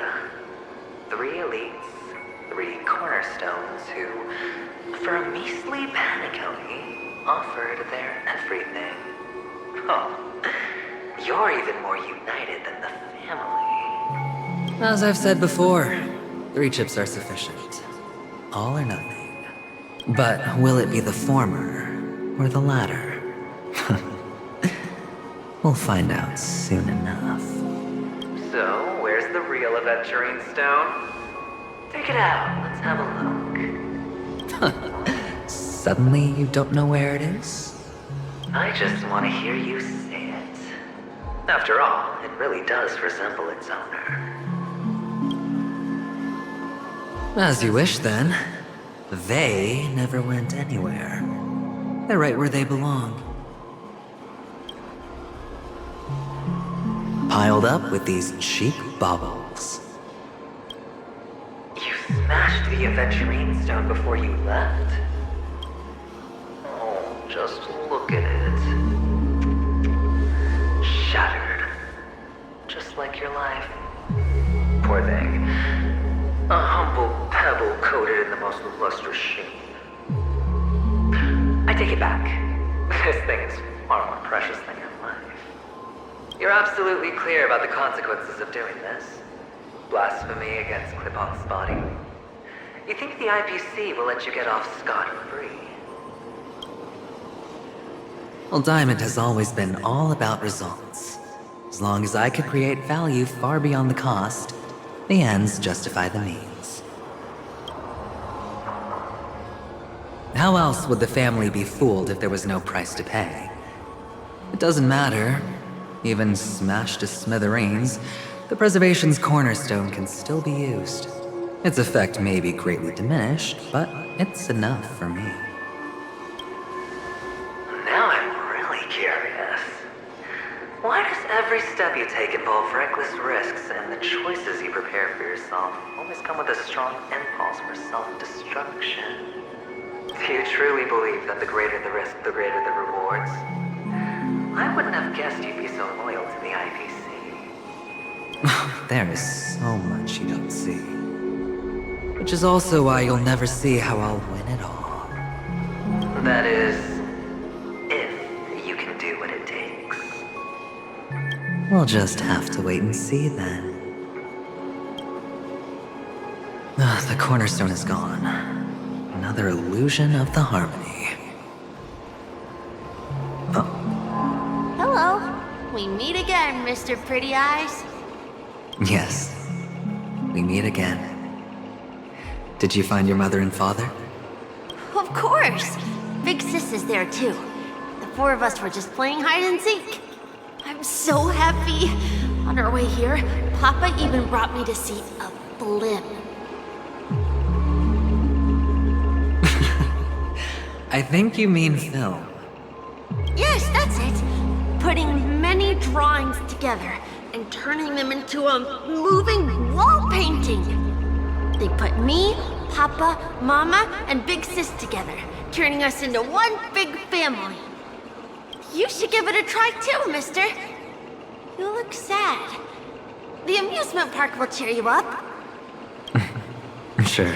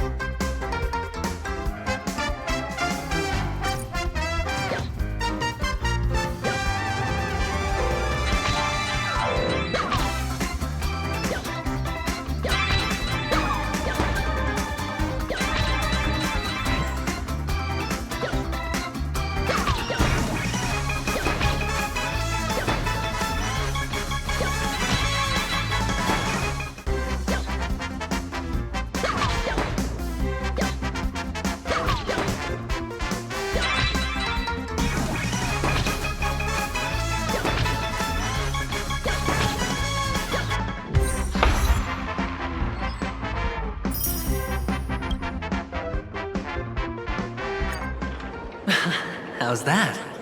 Not a bad score, eh? Boring.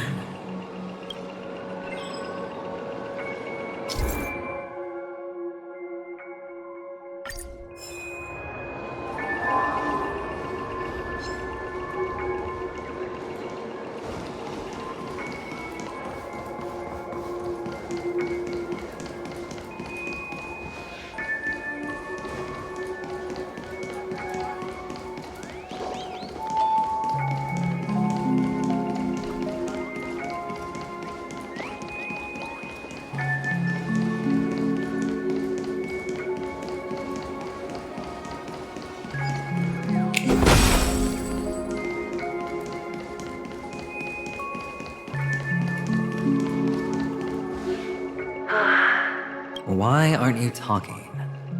You've piqued my interest. I'll admit that there are still aspects of you that I don't completely understand. Well, you sound sincere this time, at least. Well, sincerity is one of my traits that everybody likes. And I have precious few of those. Moving on. See that maze over there? I'll know everything about you before you reach the exit. Our quaint journey through this amusement park still isn't over, and I wouldn't mind stretching this out at all.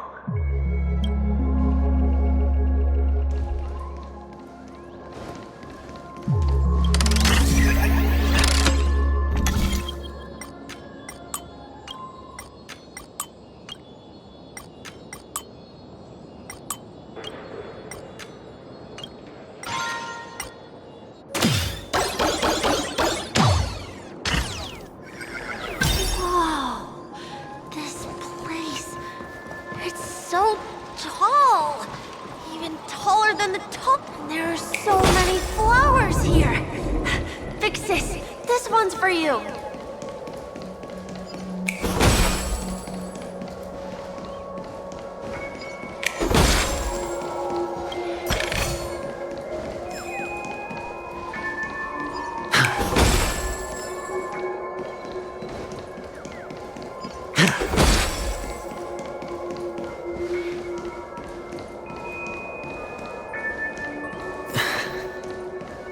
A dead end? Oh, is this the wrong way?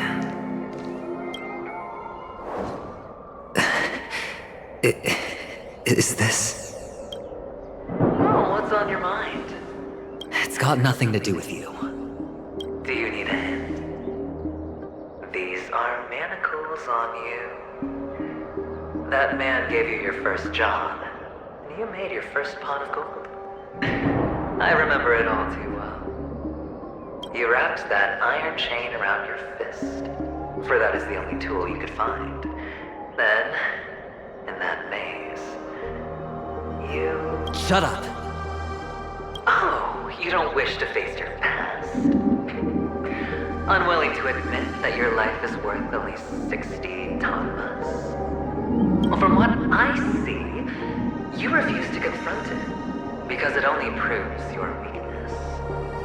How could a weak person take such daring risks? That's right. You love the thrill of danger. But you refuse to let go of meaningless sentiments. Even in this beautiful dream, the only thing you dare allow yourself is death. In your hands, those who follow you could have become Joker cards. They're far more useful that way. It's not like this is the only place the family ever cut corners. You could have had tons of action if you weren't so all or nothing. All it takes is a meager sacrifice. I bet Opal would have resolved this without a fuss. A pity you're not him. Well, you wouldn't be in this state if you could just get with the program. And why couldn't you? Out of professional integrity. Those techniques you mentioned are highly efficient, but it's not that I don't know about them. It's more like I couldn't care less. Get it? What fun is it if the fight isn't fair? Fair? You assume your opponents would fight fair in the first place. The odds are obviously not in your favor, so how are you just breezing by? But did that masked fool's words awaken something in you? Well, she gave me an answer that could turn everything upside down. Everything? You mean it could make all the cards on the table just disappear? That's cheating. If these leaves could be brought back, would they bloom into new flowers?